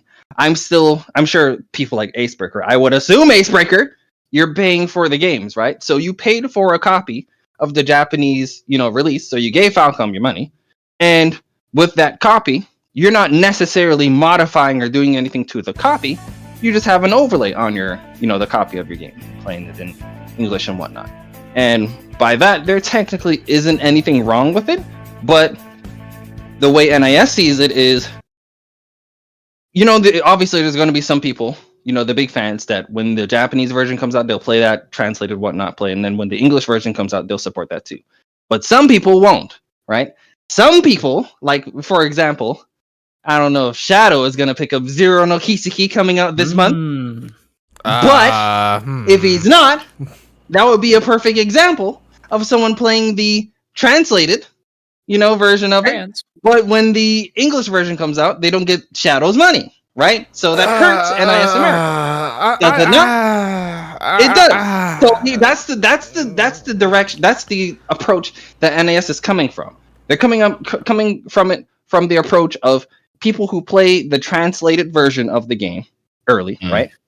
And then when their version that they've paid the license to Falcom for, and went through all the effort of bringing it out, and that person's like, I'm not gonna buy it. I'm not gonna support it because I already played it, right? That's money out of their pocket. Even though Falcom got their money, NIS didn't get their money, And NIS's job was to bring it to you, but you didn't buy the version that was made for you, right? So it's like, it's really a very gray area when it comes to, like, is it considered right or wrong? Legally speaking, I don't mind NIS doing what they do. They're just trying to cover their asses in regards to, the money and the contracts that they made and whatnot. But if someone's mad about it, I can't, I don't feel sympathy. Obligated to tell them not to be mad. That too. I'm on both sides. I can see where NS is coming from. I can see where the fans are coming from as well. I will say that, like, yeah, you're kind of right, Riku. You kind of not getting my money. I played the game, but in my defense, there was no indication that they were going to bring the game around the time that I played the game. So I felt like, especially at the time, I had no choice. It was experiences. Here's the thing. Now, before Cold Steel 3 comes out, Shadow, some super chats. Will you guys calm down? Shadow the Hedgehog. We are not drilling you for playing the translated version of Zero. What we are drilling you about is not supporting the English official release. Here's a question though. Shadow, did you like Zero? Yeah, I loved it. Yeah. Then I'm kind of with Riku on that one. I mean, if you love the game and you kind of want to see more like it, you want to support. You have like 4 copies of Persona 5. That's true, man. Like, you kind of have to buy it at this point. I don't know. How much is it? Well, Like $50. NIS could fix the situation if they just, I don't know, localize the games faster. So exactly. Yeah, but the thing is, though, what you gotta understand. We have some super chats. If you Go guys ahead. could all shut the fuck Oh, up. sorry. All right, so we got super chat real quick from Shadow King 1982 saying the Trails fan base are acting like a bunch of kid, not kids, specifically kid. How dare they act like kid? Man. And Acebreaker coming in with the super chat saying, see both sides. NIS is in their rights to do this, but then again, there are fans who are tired of the 2 to 3 year wait with all of the worldwide releases nowadays. Yes. And I get that NIS is a small company, but this is taking way too long. When are we going to get Koro? Riku, when are we going to get Koro 2? Koro 2? I think at absolute earliest, we would get Kuro to 2026. 2026? What the fuck is that? What the fuck is that? That's ridiculous. When are we going to get one? I would say at earliest 2025. What the fuck is that? That's ridiculous. I can wait. I would say I can wait, but I can understand where some people are some that they can't wait, especially with all the worldwide releases. Go ahead, Q. I understand the whole, yes, it's a long ass. I mean, 2026 to be waiting for a game is like, yeah, that's an eternity. right? But that being said, you did say it, Shadow. NIS is a small ass company, like they ain't that big, right? So their team working on translation for this game, and they do publish other games other than than the Trails of series. So it's not like they're just working on the Legend of Heroes and that's it. They've got other games that they're publishing and all that kind of stuff. They just farted out Disgaea 7 out of nowhere. Exactly. So and that's Disgaea their mascot game. That's like their game, So they get all that money from Trails to go make Disgaea, nigga. Exactly, right? And Shadow being a Disgaea fan, I'm just saying, I mean, you want more Disgaea games, you kind of have to support whatever else they put out there to a certain extent. I honestly think like if you play a game that was like there are games that I played through nefarious means and all that kind of good stuff, but whenever the version of the game comes out that is quality that I do appreciate, I do tend to go out and get the copy if if it's within my means. I'm not saying if like they do a super expensive edition or something, I'm not doing that. But here's the thing. All you need to know is that the fact that this cease and desist exists is because of niggas like Shadow. Not supporting the English version of the games coming out. If they knew that for guarantee people like Shadow would support it, this probably wouldn't be happening. True. So if you want to blame anybody, blame your boy Brandon Sanderson right here. Oh my god, why you put my name out there like that? Yo, we got some more super chats real quick. I'll give you his address. And you can all fucking get pitchforks. All right, Riku, there's times for doxing and times for super chatting. You're chatting too much. Okay, now then, we got a super chat from Night Fury here saying One Piece might be done by the time we get to the Kuro games. That's insane. I don't know. He's right. He might be right because it's in its last arc. One Piece got about maybe 3 or 4 more years left. One Piece is in its last arc, so he might be right. No, they're in their last saga. They're not in their last arc. Still, a saga takes 3 or 4 years. Maybe 5 years. In One Piece, a saga has multiple arcs in it. Yeah, but how long does a saga normally last? An arc in One Piece can take around 2 years, and there's 3 to 4 arcs in a saga for One Piece. So how long did Wano last? Wano lasted 3 or 4 years. Yeah, and that's an arc. That wasn't a saga. No, that's a saga. No, it wasn't. Okay, I'm not keeping up with One Piece. I can't. Go ahead. Wano Country Saga. Okay. Our next super chat comes from Stan E saying they translate at a snail's pace and release at it too, so I don't blame them. But here's the thing, I think they were kind of caught up with Cold Steel 4. They were like, okay, we can release them within a year or two of them coming out in Japan, but then they decided to walk back and then go, okay, we're gonna do Trails from Zero and Trails of Azure, which really slowed things down. Yeah. I mean, you could blame Falcom and maybe potentially Exceed for not localizing that one prior, so they kind of had to play catch up for another person. It was a sacrifice they had to make if they wanted to get. Yeah, we would have got a Hajimari or a Reverie by now, but it's like a catch-22. It's like, man, are we gonna ever get these crossbell games? Everyone's happy that we are getting them, but it's the cost of getting the other games later. So it's I think they're too small of a company to have that much on their plate. In a perfect world, I think the crossbell game should have been outsourced to a third company, so NIS could keep working on the mainline stuff, and then they could have Access Games or something. Wait, Arcs? What? Who? Access Games. The people who translated Tokyo Genre. Oh, okay. I thought you were talking about Arxis, as in the people who made Blaze Blue, and I was like, why would they translate a video anyway? But yeah. Go ahead. Go ahead. No, we got more super chats. Go ahead, Blue. I was just saying, NISA has 73 employees according to their LinkedIn or whatever. But what was it? Falcom has less employees than that. Yeah, no, they have personally 40 to 60. They have 62. Yeah, for some reason, that's a very strange number. Yeah. But personally, as I said before, I'm not saying that they need to they can just magically translate the games better. I know it's not that simple, but I still think both parties are at fault in regard, both Falcom and NIS, in regards to how fast those games are released. Because waiting 4 or 5 years for a translation of one game is no. No, it's ridiculous. I think when you word it like that, yeah, obviously, but you have to like take into consideration all of the shit they probably have planned up to that point. It's not like if they dropped everything they did right now and translated Kudo, we could have it, by next year. But it's just not. There's a lot of working like pieces. They better figure that shit out. No, and here's the thing. We got super chats. We got super chats. Blake, can you read super chats, please? Alrighty, we got another super chat here from Cranberry saying the patches are the only reason I bought the games. Blessed Zero Field. I got to see Cold Steel titties again, right? Oh my god! Oh my god! What? Dropping my phone and shit with that one. Hey yo, we got some here from Ace saying it's also on Falcom's part. Shitting these games out. Yeah, they need to slow the hell down. How dare you, Falcom? How dare you make games so fast? How dare you instantly make these games, not just giving us one installment per generation?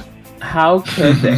I know a super chat from Stan E saying Shadow buy Zero or no Strat RPG from NIS. Is he talking about Disgaea 7? Maybe.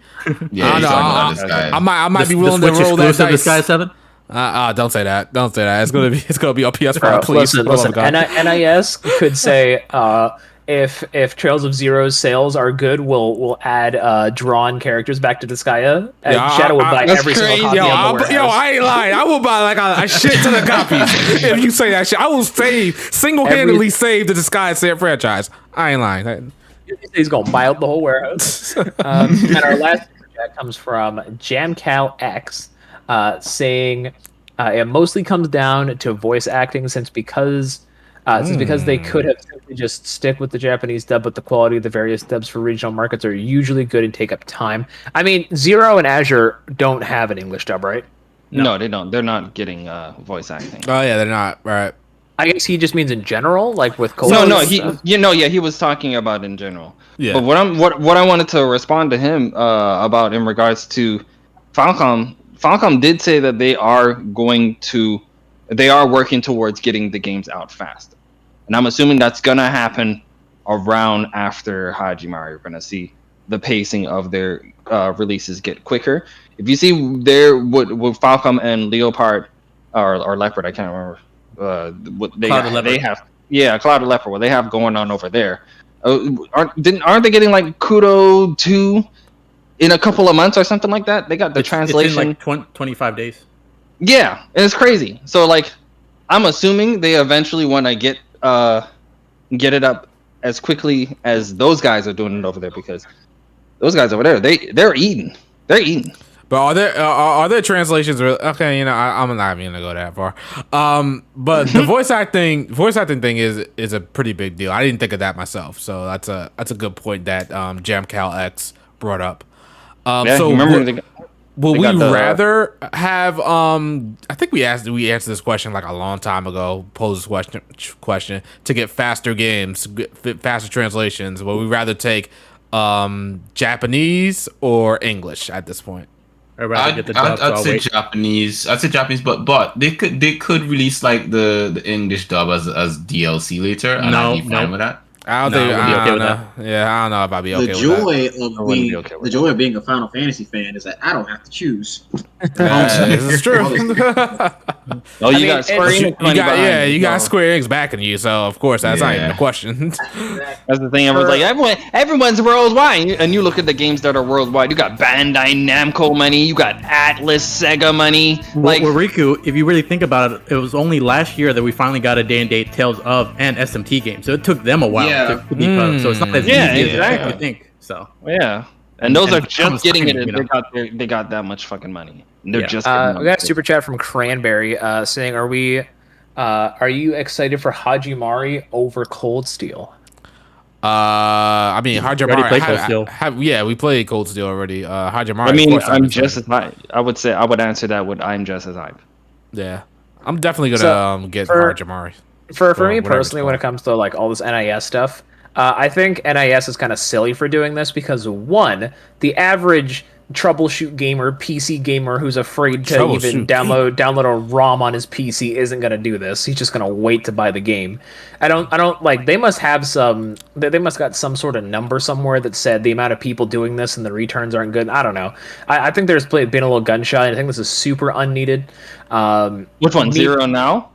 No. For NIS, like taking down the translation tool. Oh, okay. Continue. Yeah, because I feel like the average person, like Riku's a diehard Falcom fan. You don't see him playing these games early. He can wait. I mean, he's played everything early. What are you talking about? But he's gonna buy. He's gonna buy it. Tutorials and shit. No, hold on. No, okay. What I mean is you don't see Riku playing these games not on his PlayStation. If these games could come out like 3 months early on PC, he'd wait. I don't know about that. See, even I thought that was a little bit weird. Mr. GPD 3. No, you said 3 months. We are talking about people like Acebreaker playing Kudo fucking a half a decade before we did. Half a decade? That sounds crazy. I'm not wrong. You're not wrong. What I meant to state was Riku is the biggest Falcom aficionado in our group. And he has not taken advantage of these translation tools because I assume he'd rather just wait to play it in actual hardware because he's lazy. What do you mean I would much rather just play them in the English way. That's all. It's like with Dragon Ball. Like I would prefer to consume my Dragon Ball in English dub. So when the sub was out or it's out on the internet, no, I want to watch my Dragon Ball the way I've always been consuming my Dragon Ball in dub. So if that's in the theater, I'm gonna be at the theater. So it's kind of the same thing for me with Trails at this point. Yeah, but Ricky, you played Trails from zero, right? Yeah, exactly. But here's the thing. I only played Zero in Azure because I didn't want to be I wanted to know what was happening when I get to Cold Steel 3 and 4. That's exactly what I did. I think that's the main reason why we all played it before hopping into Cold Steel 3 and 4. But we're not in that predicament anymore. So it's like I'm gonna wait. Like why rush, right? I don't know. Also, maybe it's just because I kind of got like Cold Steel Burnout playing 1 to 4 semi back to back. But it's like I love these games. I really do, but I'm still catching up, so I'm in no rush for new ones to like. I know, like at this point, Trails to me is going to be like a Pokemon, where it comes out every year, and I'll probably play a Trails game every year for who knows how long now. Like I'm in no rush for all these games to come out. As far as I'm concerned, like Twitter's really good about not spoiling. We got Japanese users are really good about not spoiling like what's going on the other side. So. It's one of those things. So you've been getting thumbnails up your butt. So, but yeah, I feel like NIS is kind of goofy for doing this. I feel like they really didn't have to, but it doesn't personally affect me because I wasn't using the tool and I don't plan to. Yeah, I didn't play it too as well either. So I was just gonna wait until 2026 or 2027 where I'm old as shit and I got gray hair on my face. So. Hey, I think what the real question is how many Falcom fans out there that are pissed off that this is the case aren't going to support NIS's Trails releases when they do come out? Are they going to hold a big enough of a grudge to not support it? Because if that's the case, then Blake, they did shoot themselves in the foot. They shouldn't have done it. But I don't think if these people are like Pokemon I hate you, NIS for doing this, and then the game comes out and then the games come out and they're like, well, time to buy Trails, and they just don't care. At that point, I wouldn't say necessarily they were in the right for doing that, but you can't deny that they at that point they made the financial best decision for their side of things because they're in it for the money too. No one's here just to like, unless you're like freaking Geofriend, you're not doing this shit for free out of passion. Yeah, but here's the thing though, right? The fan site that was shut down, right? Like when the whole cease and desist thing, is it that they're like the people working on it can't work on it ever anywhere around, or is it that they could probably just do it, without putting all the information out there on some kind of dark web kind of shit and just put it out? Because I kind of feel like if people are gonna do it, they're gonna do it. At this point, they're at a predicament where if they continue to do it, even if they are like doing it on the download. If NIS fans out there doing it, they're going to court. Yeah, but I mean, if you're in some country where NIS don't got no jurisdiction, you get away with it now. I mean, oh my god, bro. Oh my god. I mean, if you can find that loophole, I mean, I guess. Imagine going to dark web to get a trail NIS Europe translation. Bunch of people out there getting sick stuff. You try to get a trail translation out there. Crazy. You know what's is that fucking Twitter pages calling themselves the Neo Liberation Front with C's picture on it, talking about their what are they gonna do? What's going on here? What are they gonna do? But that's your people, though. That's not my people. Those are your people. That's your hive, bro. No, I represent the Falcom Hive. Those are the wasps. Okay, those are the Falcom wasps. They're wasps. They're out here, just stinging. So we're hornets, Riku. What are we? I don't know. I'm just your humble bee. I'm just chilling. Okay. Oh man. Those are wasps and hornets out there. I don't know what the fuck going on there. Bro, let it be known that Bee Simulator has detailed panties, but Final Fantasy VII Remake doesn't. And we have ourselves a super chat from Acebreaker saying, I'll be supporting NIS regardless of what happens. Hey, shout out to Acebreaker. Good guy, Ace. Picking up my slack. I appreciate that, Ace. He says regardless of what happens, but the second NIS stops doing physical releases, he's done. He's never touched the cartridge yet. We got another one from Canary saying there's Anonymous. I guess that means anonymous. Yeah. Updating Karo right now. Oh wow! So they just don't give a fuck. They just saying we're gonna do it anyway. We don't care. Oh man. They're taking him to court. I mean, some people are like, this won't hold up in court, and some people are like, no one's ever taken it to court, so you can't say that. And just like, well, we'll see. I don't know. NIS has already given them the warning, so. At this point, if they're going to continue, now it's on NIS. These guys clearly aren't familiar with Nintendo, because when Nintendo says we're taking you to court, they mean they're taking you to court. They will take your life. They will take your family's life. They take your grandkids' life. They don't give a fuck. I'll say, who was it? I think there was like a mother or like a husband and wife running that emulation ROM site. Nintendo sued them for like 120 million or something. They gotta pay that shit off. They gotta pay that off. This is the thing I think people need to understand is this is a contractual agreement between two companies in regards to like the translation and distribution of a specific language for an intellectual property. So like when if that shit like that is said in court, there's a high chance that they will win that because the whoever's in charge, they're just gonna hear it from a legal standpoint and be like, yeah, you guys are in the wrong. Yeah, that's true. They're not gonna understand that. They don't care about. They don't care about. You gotta wait 5 years. They don't care about. I own the Japanese version and I technically own it, and I'm just putting. They don't give a fuck about none of that shit. Yeah. All they care about is the fact that you broke a contractual agreement between two companies that you had no right to do. On top of the fact that you were already warned. So like, all right. I don't think that would. They out here playing with fire right now. That's all I'm gonna say. All right, let's move on. We spent some time on this. I think we got everybody's opinion on it. It seems that NIS is out of pocket. Nacho, they're in with their rights. So let's go on to what do we got? Let's talk about real quick. Live and Live. Is it Live and Live or Live and Live? It's Live or Live. Goddammit. Okay. Live or Live. Okay. All right. Say it right. Say it right now. Greatness. That's what it's called. Greatness. Greatness of greatness. All right. So that game went on to sell 500,000 copies. That is apparently a good thing. Very good for a SNES remake. I would have to say, yeah. Absolutely. Yeah. Wait, is it 50 or 60? Very impressive. 50. A SNES remake at $50 selling $500,000. That's really good. Also, apparently that was more than what the SNES version sold. So yeah. Oh, great. Oh wow. Well, the SNES version also wasn't localized, right? This is nope. Never came over. Are these worldwide sales?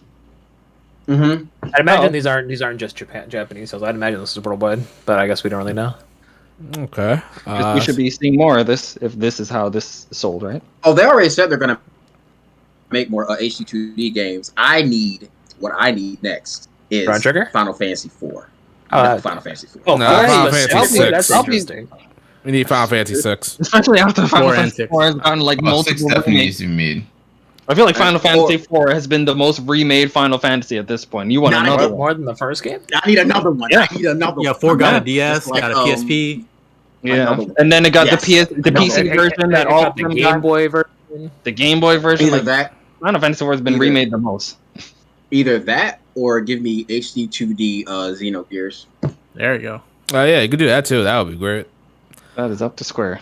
What else we have? We got PS5 price increases. I don't know if this affects everybody, but I think people if here. You're in America, no. If you're not in America, yes. God bless America, nowhere else. There you go. I love that movie. You also have to take into consideration two things why they probably didn't do the price increase. One, Xbox over here is pretty competitive. That's firstly, and then secondly, the main way you can purchase a PlayStation 5 currently right now is directly through the PlayStation Direct website, and you are not allowed to buy that PlayStation 5 unless it comes with a brand new copy of Horizon Forbidden West, which brings it up to that $50, if not $60 to $70 price point anyway. Gotcha, bitch. That's what Sony says. Damn. We don't have to price increase. We could just sell you a bundle of a game you probably don't want. Keep in mind that that's also in the affected regions like the UK and Canada. Man, oh man, you guys got a double price increase. I got that double dick. So wait a minute. Are we believing their reason for what is their reason exactly for inflation? Sony wants to make money. That's the reason. Jim Ryan, fuck that guy. Jim Ryan said that Inflation Station 5 is hard to make, so you niggas are gonna pay because nobody else will. So why didn't they increase the price in the North America? Because Xbox would just take their part. Yeah, their official reason. Well, no, actually, they didn't give an official reason for why they didn't in America. But their official reason for increasing it in general was inflation. They just said inflation. Okay. Yeah. But that's why. How can you do inflation when your biggest market is North America? I don't know about that. I thought their biggest market was Europe. Also, there was something about like. I also heard something about like how because the currency in these other countries is like I guess low or whatever, it's like more expensive. That's BS. That's BS. The pound is worth more than the US dollars. I don't believe that. I don't personally believe that. I'm like, okay, whatever. That's BS. It's like the pound is worth more than the US dollar. That's a fact. So it's not because the currency is lower, and the euro is equivalent to the US. It's about the same amount. So yeah, you talk that talk. It's like you talk that talk. You defend your pound. Listen, bro. Q been saying since day one the paperweight station 5, bro. That inflation station 5, baby. Let's go. Oh my god. Warmer 5,000 piece of shit. It'll be worth something. Calm down. All right, calm down. It'll be worth something next year when Final Fantasy. That's enough PlayStation slander from you, buddy boy. You've got your shots in. Any extra shot, I'm gonna have to tell you to square up. Oh my god. Let's super chat from Duo real quick. To correct Riku, Final Fantasy 1 is the most remade game. I thought it was. Is it? Okay. Really? If it's Duo saying it, I'm not going to question it. Yeah, you gonna have to give me the numbers on that. Well, actually, I heard him break that down. So I was going to say might actually be the second most remade one. I say because he's going to list like Secret. Wait, wasn't it part of like Secret of Mana and like a bunch of these other like it's been in like collection after collection, and then one to me I feel like is the most ported one. Well, I didn't say ported, I said remade, but I think he said remade as well. But he might be right. 1 might be the most remade one, but 4 might be the second most remade. Which means we don't need any more of it. That's the point. Lord, we don't.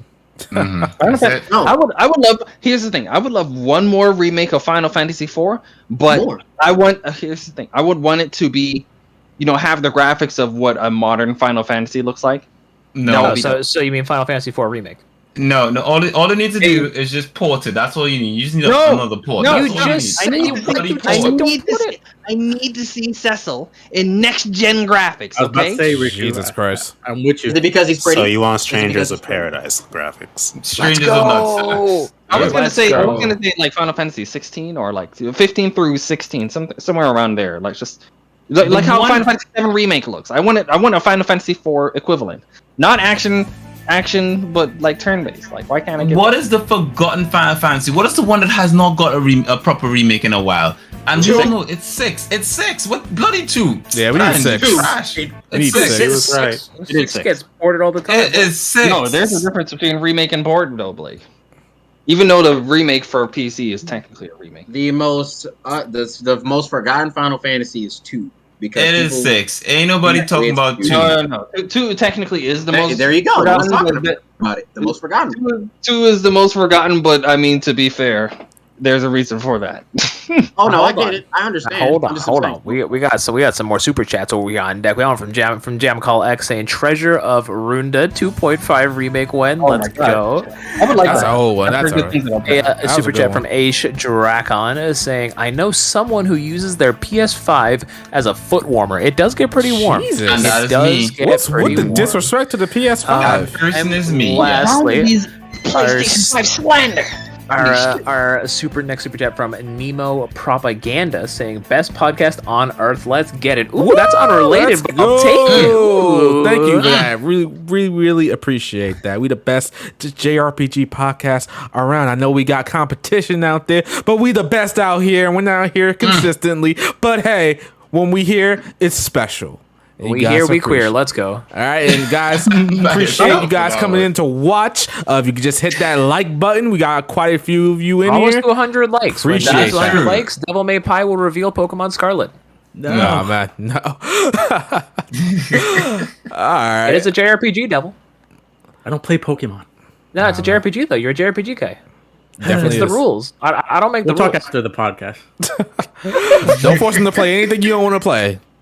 Sounds like someone ready to come out of your just house. like- Get outside, Blake. Yeah, You know, just like don't have to. SRW. Don't force them to let you play anything you don't want to. All right. Oh my Speaking God. of Go ahead. which, RW. speaking of which, I think that's a good segue. Mm. Bao, I believe get you to a have shadow. some type of news that you wanna. Shadow, you are of the belief Here we that go. SRW 30 hitting 500K is one, a first time thing, and two, not a big deal. Whoa, I never said I first time have. thing. I said that it's not a big deal.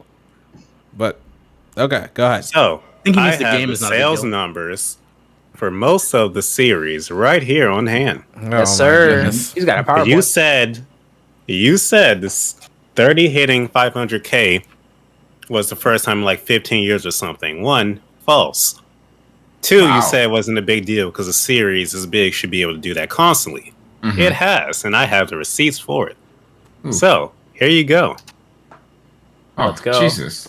Posted in the Discord, and I'll post it in the chat as let's well for anyone that go. wants to view it. The only thing you're Bao missing, in here. though, there's only one thing Bao's missing is that, you know, that proper black girl energy with the clapping hands and shit. Ooh. Yeah, All right. Charlie, Snap, snap. Sound like a Snap. woman scoring. Jesus Christ. So Here's my thing with me and Shadow with SRW, right?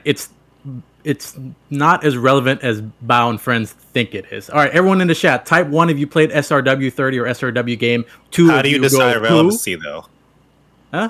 In Word- the word- JRPG headspace. Word of mouth. that's it. Does not denote yeah, relevancy. when I think Wait. of SRW, I definitely don't think it's a JRPG, but Wait, I wait, feel like wait, it's a what- mecha what game in series? its own thing. What series? How is it not a JRPG? It's a See, even our guest story-driven doesn't know game. what it is. So No, I'm not. I don't know what series you're talking about. I think he's talking about SRW? SRW in general. Oh, that series is greatness. Oh, Let's here we go. Give it some respect on it. What did Keep y'all in talk mind, about Shadow has never greatness? played this series outside one of the spin-off games. It's probably because Outside he of- can't outside do of it. Emma's friend Listen, here. even if I played it, I would still say the same thing. It wouldn't deter How is me. it from not a saying- JRPG, That's Shadow? so close-minded. I I would genuinely say want to know why. I generally don't think it's a JRPG. I think it's more mecha than anything else. It's more of an action. What? mecha I mean, game. there are Me- mechs in Mecha's not a genre, JRPGs, though. though. Mecha's not like a game genre. It's not like you say, oh, it's a mecha game. So Yeah, it's like, no, it's- yeah. That's fine. That's just the way I feel about it. I'm not gonna argue what you guys think the definition is. Do you definition is consider probably right. It's just visual- what I think. Well, okay. Let's put it this way. Do you consider Fire Emblem a JRPG? That's for a tactical RPG, yeah, and a JRPG, yeah. Well, Yeah. And why isn't that's- SRW? SRW is basically the same thing. And I think it's primarily mechs. Its Oh, main so Fire Emblem does its mechs, main not selling JRPG its anymore. its main selling point is mechs. That's what I that's what I think. That's fine. Listen, if Yeah, you but guys Xenoblade has can mechs. have it, Yeah, that's JRPG fine. gamers aren't looking for that game like that. Only Exactly. mech That's what I'm thinking. Like if I think we had this discussion 20 different times. We did have we this have to have discussions before. 20 different times. I said that if I made And a video before, you can't enjoy SRW not knowing a single series in it. There's an entire sub series. Okay, that's not just original characters. Okay, that's not my hang up. I'm just saying that if I was to upload a SRW video, it wouldn't do as well as a JRPG centric video that I would do. That's because most of the people most of the people that are subscribed to any JRPG channel are not looking at SRW like that. I guarantee any JRPG channel. I think Eric Landon has like what? And I'm gonna call bullshit on that. 80, and I don't think it would perform as good as any other JRPG that he would put up. I'm just saying. All I'm hearing is that these people got. But here's my thing: why does that matter when the sales outsell every other JRPG you claim are relevant? Because there are a lot of mecha fans. I Because guess dead genre devil. Remember that. I never said dead genre. No. Twitter would tell you mecha's a dead genre. So what RPG series is it outselling? Soul Hackers 2? The vast majority of the ones you can think of. Tales of. Yes. Final Aside Fantasy. from Arise, before that, yeah, it was outselling the Tales series. Final Fantasy. No, because that's one of the top of Persona. the top. What? Before 5, yes. Before 5, yes. Oh yeah, just the Sky. What about Trails? Yeah. Listen, Yes. I think your game is primarily a mecha game. Not that many RPG in general. RPG fans are looking at it like that. That's my opinion. I play SRW the same reason I play other RPGs. The story first and foremost. Okay, that's There you. have been bad SRW games, and that's what most people play them for. The story, because it's an RPG shadow. Okay. Why there's so many SRP? What? Why there's so many of them? Oh yeah. No, SRW has had at least one game on every console except the Wii U. What the fuck? I have a question for the chat and everyone on the podcast. Does Live Alive or Live Alive selling 500,000 copies in 2 months and only on the Switch more impressive than SRW 30 in like a year's time and on like every system? What do you think's more impressive? Live a live. See, here's the thing, Devil. The SRW series has done that as well. With the link I sent you, if you would read the damn thing. Yeah, but Live a Live is like a dead IP that came back. That just after, came like, 30 back. years. Like with tons seriously. of advertisement and a Nintendo Direct. And an I HD bet. 2D as well. HD, they could throw literally anything in HD 2D. And it's So gonna Square sell. You Enix had gotta keep that in mind. SRW sell like 2 million copies. Is that what? Yeah, that's what you're If they saying. advertise Probably, it. actually, yeah. Yeah, if they advertise it. I would be very curious if that was the case. I would be very interested. I think in seeing that Trails. I number. think Trails. I don't would think do so. a lot better if it was owned by Nintendo. So hashtag blame Bandai Namco. We got a super chat real quick from H Draken saying Shadow Fallen Elite mid D with the bad takes. Whoa, Damn, that name. Yeah, thanks for the $2, my guy. I appreciate that. My thing is, I am presenting you guys with factual data and logic.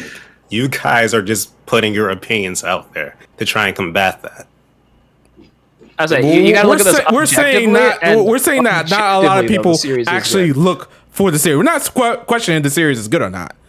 We're just questioning its relevancy. That's all we're really questioning. But what decides relevancy other than sales? Okay. Sales. Are people talking about it? Are there a lot of people putting up videos on it? Are a lot of JRPG centric channels are featuring it? Why are we putting up YouTubers as this type of? Don't bring it up. Are YouTubers not irrelevant? Are you kidding? YouTubers are definitely relevant. Not smaller ones like us, no. Okay, so bigger ones in the grand should scheme of things. Okay, so bigger ones should be reporting this as well if it's so relevant. Let's see. Did you know Gaming did a video on SRW? They're a multi-million subscriber channel. Does that not count? What channel was that? Did you know Gaming? Gaming. Oh, did you know gaming site? They report about every. Okay, yeah, whatever.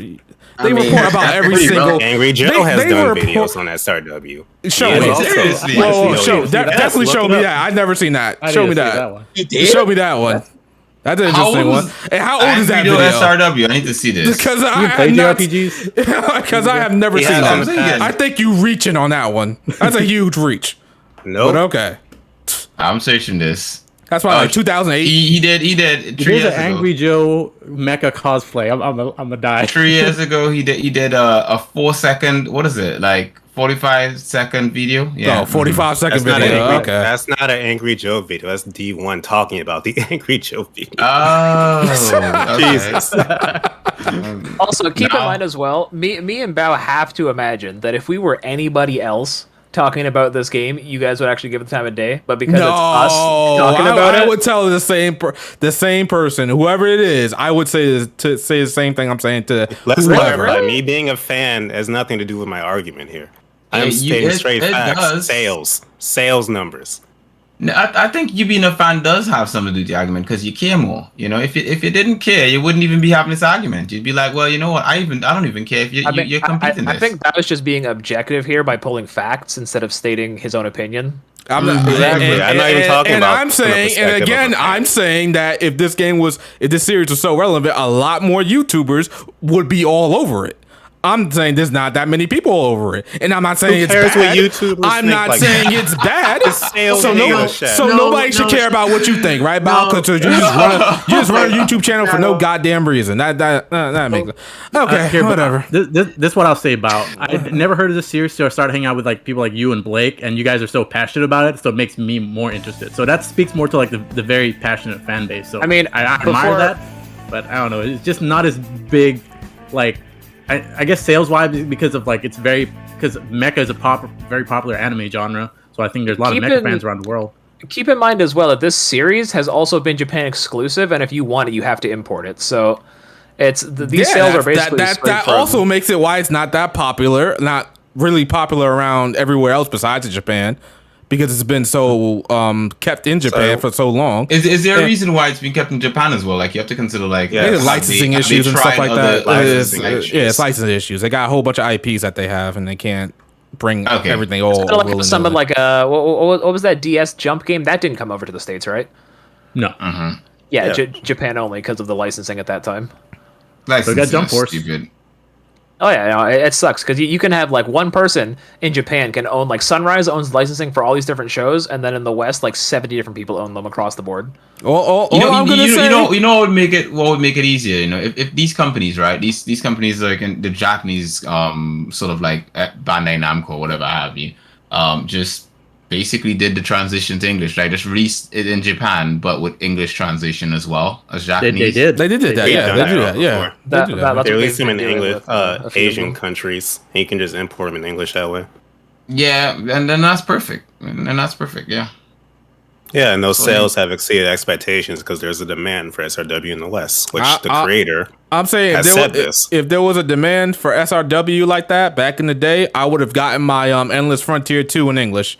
But we never did. Now here, this is where it really comes back to. Shadow's still upset about it. This is what you're hung up on. You're hurt. You never got your Endless Frontier 2. Really? Hey, I had to wait like 15 years to get the sequel. Oh my God. We got a super chat real quick from Crayberry saying, "Shadow, did a mech hurt you when you were younger?" Actually, no. I liked Zoids when I was younger. Zoids was my shit. I just could never get into Gundam. Gundam was just never a series I could ever get into. The whole giant robot thing, I just can't. I can't do. I swear, if I see Ace talk about Gundam in the chat, I'm gonna time him out. But just really quickly, just to talk about the whole like relevancy and like all this and that. So it's like before I came on this podcast, I didn't know about 13 Sentinels. I didn't know about Persona. I didn't know about. Actually, I knew of Tales, but I don't think games being in a conversation is indicative of how popular they're. Because let's take Mother 3 for example. People are still talking about Mother 3, but the average person on the street, you're like, hey, you know Mother 3, and he's like, I've only got one mother. Like, it's this guy. Well, that would be like mainstream attention. I don't expect anybody to even know. Probably Last of Us. If I was to talk to somebody on the street, just some random person, and say, "You play Last of Us?" I don't think they would have said. I wouldn't bet on it. I definitely wouldn't bet on that at all. I just think that it's kind of silly to say that like if people aren't talking about it, if Riku's still here, let's talk about JoJo Part 6. He was tweeting about how because Netflix bulk releases the episodes now, no one talks about them anymore. Does that mean the show's less popular? No, people are still watching JoJo. It's just the conversation around it isn't as big. I don't think you necessarily need to have like a massive conversation like for stuff like Cyberpunk, where everybody's talking about it for negative or positive reasons, like, sure. But, like, the sales numbers are people who wake up from their job, they get off work, they go buy the game, they play it, and then they either love it or they hate it. But I don't necessarily like think you need to have a conversation around a game for it to be considered like relevant. Right, like no one was really talking about Dragon Quest like that for years, but every time a Dragon Quest game comes out, it shuts down the economy of Japan. That's Japan. Dragon Does Quest is Japan huge in not Japan. count now? We're just talking about Americans here. No, because like your series has been locked away in Japan. If I go to I'm more likely to bet on somebody knowing on the random streets of Japan, knowing SRW, than I would over here in the States.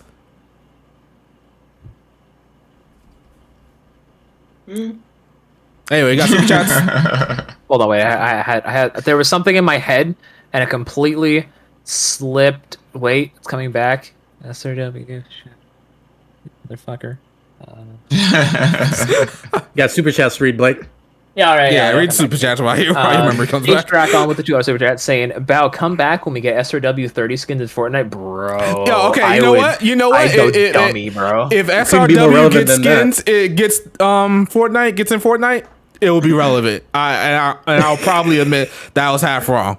But I mean, okay, see, now, someone clip that so in 20 years when inevitably everything enters Fortnite, we can call Shadow on that. Really quick, another super chat from Night Fury saying, "What about Attack on Titan Shadow?" That's real popular. I think people would know that. People would know Attack on Titan, especially in Demon Slayer. Like, yeah, I wouldn't bet against that. Night Fury. I know where you're going with this, and I'm not going to say it because we're not ready to have this conversation with Shadow and Devil. But yeah, so now Shadow Bow knows. We're not going to have this conversation. I know what he's talking about. Yeah. We're not going to have this conversation around Night Fury. They're not ready for that. They're not ready. Wait, but my final thing in regards to this is, well, Devil was just talking about this to me today. Bandai Namco, if you are not Dragon Ball, if you are not Tales of, and if you are not Tekken, you are not getting advertised. Klonoa got one trailer. Was that in a Nintendo Direct when that first one came? No, it was a State of Play? I don't know. No, it was Nintendo Direct. It was a Direct. Okay, so it was in a Direct. They talked about it once, never again. Pac-Man World 1 repack. That Direct happened at the end of June. They talked about it. I think they might have tweeted about it once, but they never talked about it again. When you have a big Nintendo game coming out, they be giving you weekly news about stuff coming out, like unless it's like Breath of the Wild or something like that. But Splatoon, look at all the news we've been getting. We've been getting demos, we've been getting like coverage, we've been getting like key arts and music and presentations. Yeah, I think that's why Live Alive did so well. They marketed that really well. Exactly, and Live Alive, like I said, I firmly believe this is the case, that Square has done a really good job of kind of cultivating this HD 2D fan base. Octopath sold really well. Triangle Strategy, I think, sold really well.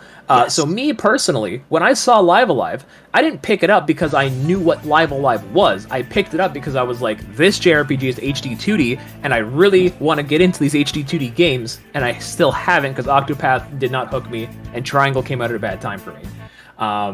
But we got a few more super chats saying Shadow will never admit he's wrong. Hey, listen, Shadow Pig, listen. There are few certainties in the world. I'm gonna list a few. Oh my Shadow God. will never admit he's wrong. Bao will never admit to liking modern Sonic, and Riku will never buy an Xbox. Those three things will never happen. Oh my God. Riku will buy an Xbox. He will. Oh no, I'll make sure of it. It's gonna take Blinks the Time Sweeper to come back for that man to come back. And even then, it'll be on Game Pass PC, and I still won't get it. Oh my gosh, that's insane. Oh, it's so true though. This man Riku could find an Xbox at a garage sale for $3, and you go, nope, too much. I already got a super chat from Cranberry real quick. Something being relevant means you hear about it. I think someone or someone irrelevant is forgotten. Something or someone irrelevant is forgotten. Yeah, well, I guess it depends on the circles that you're around, but hey, if SRW got its proper marketing and it's Bandai Namco, right? And Bandai Namco actually advertises it, and well, it more YouTubers talk about it and more people talk about it, then all right, fine. But I'm of the belief they can do all that, and it still wouldn't be as it'd probably sell. Maybe it'll sell, but I don't think it will be that big of a game when it releases. I mean, ultimately, all the company cares about is if it sells. They don't give a shit. They don't get paid for you to tweet about the game. So if the game sells so well, why don't they advertise it more? I don't know. Like I said, that's a Bandai Namco enigma. Keep that in mind. So wait a minute. You just named like what? Klonoa, Pac-Man, SRW. SRW sells more than them. No so yo, Bandai. What the fuck is wrong with Bandai? From what you guys are saying, marketing. Pretty sure Klonoa like killed in sales, and they have not said a word about that. What you guys are saying that they're sitting on a gold mine of potentially making way more money if they just advertise even SRW more. I think that they need like not like a dedicated like marketing. Okay, maybe they do need a dedicated marketing division. I would not be surprised if they were like, oh, we've never had a marketing division. It shows. They need to upload more stuff to their YouTube channel. Like I know I'm not saying they need their own form of presentations like Capcom and Microsoft and PlayStation, all of them have been doing, but like just talk about your video games more. You're going through a Konami soon. We're going to be getting Bandai Namco pachinko machines soon. We don't want that. Yeah, they really do. They need to advertise their games a little bit more. Cranberry said the fourth absolute certainty is Pelvic will show up consistently for this podcast. Yeah, ain't that the truth? 100% truth. But all right, I think we're good with the SRW sales and sales in general. I think that's all the topics I got. Anybody got anything else? TGS lineup. Did Tokyo Game Show happen yet? No, the lineup's got announced for everything. Oh yeah, did it? Let me see if I can get something like that on screen. But what are we looking forward to? Square Enix is gonna have Final Fantasy 16, the best JRPG release this year. Oh my god! Greatness. Put it in a bin. Flush it. Okay. Here. See what I told you about Q, bro? He wouldn't even play Strangers of Paradise. Greatness. Strangers are not greatness. Yeah. Because it wasn't cell shaded. No, this Strangers of Paradise came out this year, right? He'll play Dusk Trash too. I just want to know. I don't know how you can look at Final Fantasy 16 and see nothing else but greatness. Because it's not colorful. It doesn't have a proper JRPG should, right? It doesn't have waifus. It's trying to be like a Western game, and it's and why, you know, like that's not why we play JRPGs. Going back to its roots, Q. One, JRPGs can look however they want, and two, Final Fantasy has always been very Western inspired. So I don't really see Yes. It could be better, you know. It could be cel shaded and beautiful, but. So what else are we looking forward to at TGS this year? 7 Remake Part 2 is going to be there, I think. Apparently. Oh really? Oh okay. I will. Yeah, I'll be there for that. Doesn't Koei Tecmo have this new game that they showed off that's coming out? Yeah, Oolong. That one looking good. Wait. Get it right, Q. You know that game's not cel shaded. Oh, you see the thing about it is that game does not need to worry about that. I don't because that game looks more Western, right? Yeah. It's more like an action kind of RPG kind of thing, and it's not really like proper RPG. So I'm fine with that. I mean, to be honest, as a Neo fan, like this giving me hella Neo vibes, and I'm liking that. Oh, you a Neo fan? You hate Strangers of Paradise? I'm done with him. Strangers are nutsacks, man. That Crisis Core remake is going to be there as well, and playable with the demo. So I think Dio Field's also going to be there. Yeah, I'm looking at the website. I played a demo of that. That's a day download forever. Riku's big game's going to be there. Forspoken. Oh man, Forspoken for mid. That does not feel like a Tokyo Game Show game. Metacritic bets right now. I'll go with I'll go with high 70s on that one. All it says for 16 and 7 is just going to be in the mega theater, so it might be a new trailer. I know Yoshi P did say he wants a new trailer for 16 in the fall. So also 14 is going to be there for some reason. What did they do showing for 14? Probably some new DLC or new expansion or whatever. They're always releasing patches for that game, so. Dragon Quest: The Adventure of Dai: A Hero's Bonds. Was that the movie tie? Oh yeah, that's the anime one. Okay. I forgot they were making that. Yeah, me too. Romancing Saga Re-Universe SE. What is that? A remake of like the PS2 Romancing Sagas, I believe. That was called Minstrel Song. Menstrual Strike. What? What? Where is? I'm gonna hit you. That One Piece Odyssey. That One Piece Odyssey is gonna be nice. You know? Yeah, that's gonna be mid. Sir, that's a day one for me. One Piece Odyssey, really? Yeah, there's a One Piece skin coming. It's Dragon Quest 11 with the One Piece skin. How can you not love it? I gotta see some more on that one. Because I didn't think. Well, what was the last one that came out? World Seeker, and that wasn't that good. That wasn't that great. Yeah, but this one's a turn-based RPG. I gotta look. This one's a proper RPG. The one before was gonna do the cakes. Are we sure? Because Fairy Tail came out. Okay, here's the biggest question: who is the developer behind this? It's ILCA. ILCA is that the name? Elko, yeah, Elko. What have they made? It sounds sus already.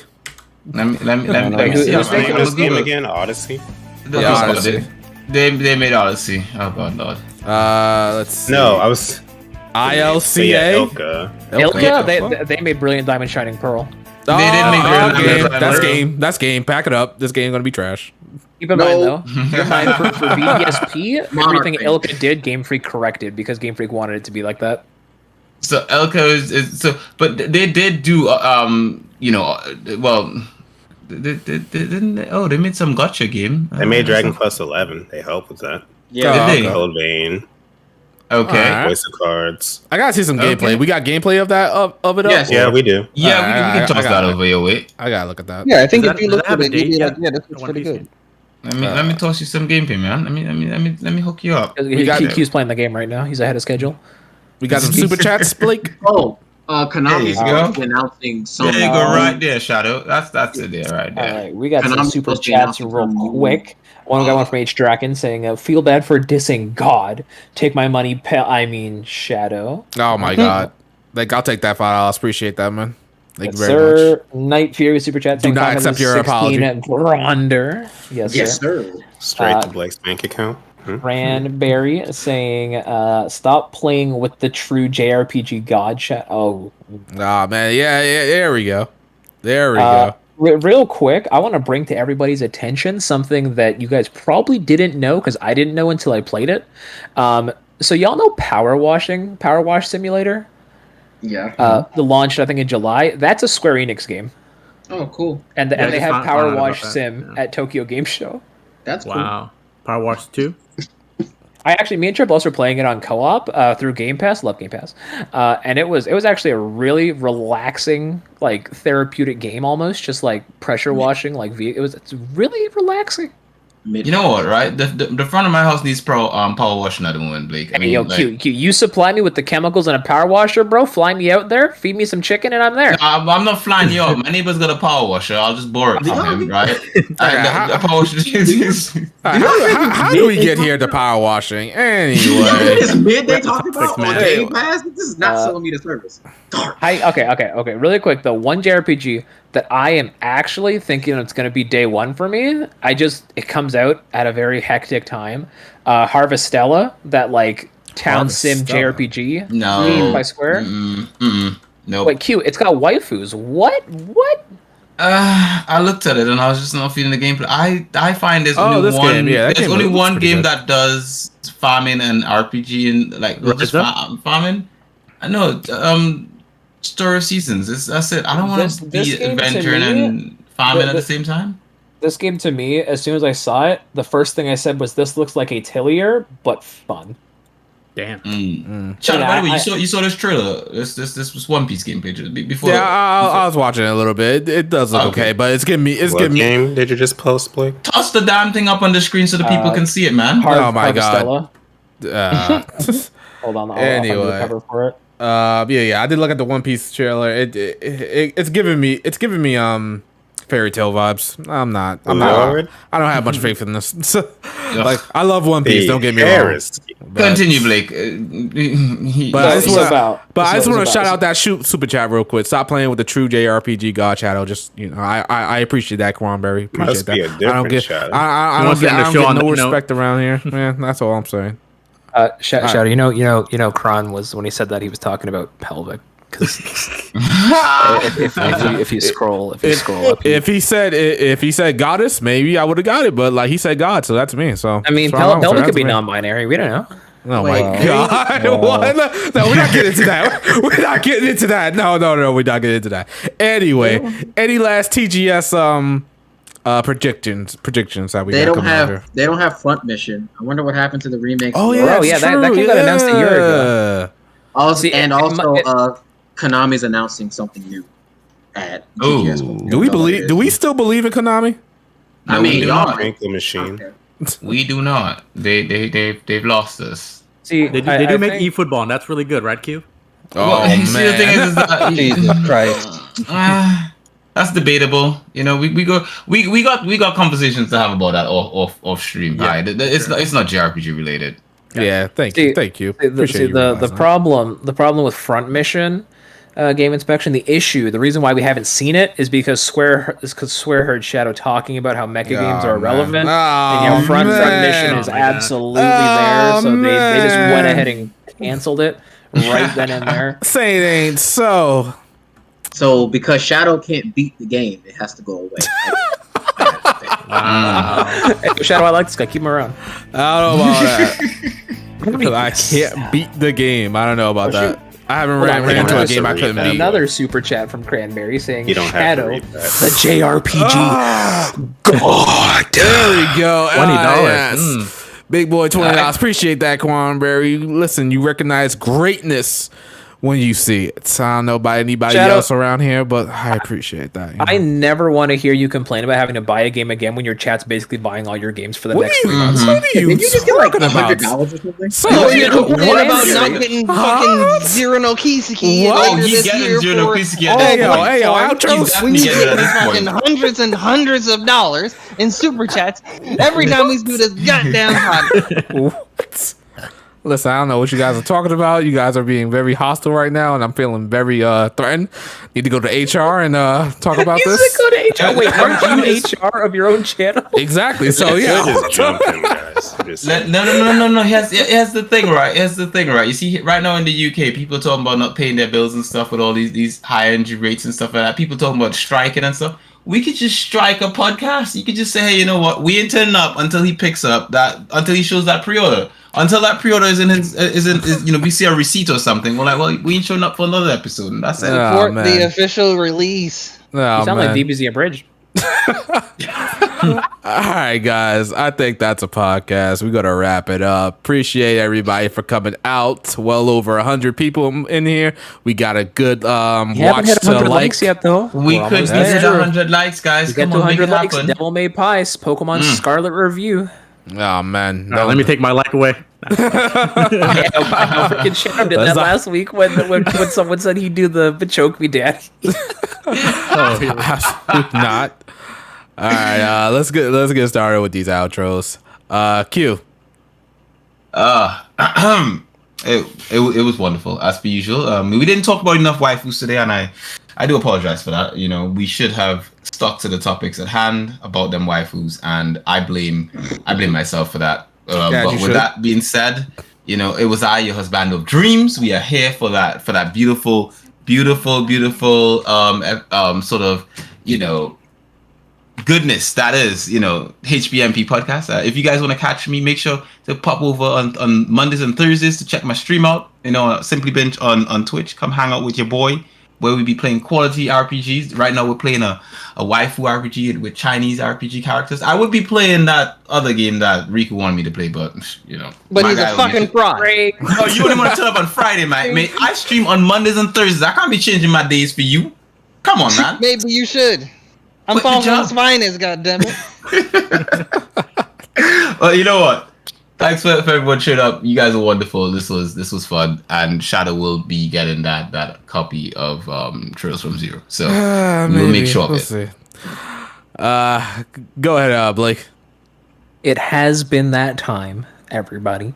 I'd like to give a special thank you to everybody for coming out today. I see we're only 3 likes away from 100. I'm really excited to see Devil's reaction to a new generation of Pokemon. It's going to be great. And Riku's going to be there because they have confirmed Zangoose will be in the game someday. Let's go. All right. Someday? What? So don't worry, Riku. Don't worry. He'll be there eventually. Does he like the low punny thing? See, so I'll say he wants to bang low punny and he wants to vibe with Zangoose. That's Riku's whole career right there. Oh my God. But we're gonna go ahead and get out. My streaming career has been all over the place because I was on vacation for 2 weeks, and I have family visiting from across the country. They're leaving on Friday. This weekend, I should hopefully get back to streaming. I need to start Metal Gear Solid 5. I need to start Ground Zeroes. So if y'all are here for the end of the Metal Gear Marathon, after 5, we will stream Survive, in case you guys were interested in that one. I got it for $3, boys. So we're going to stream Metal Gear Survive after 5 bars.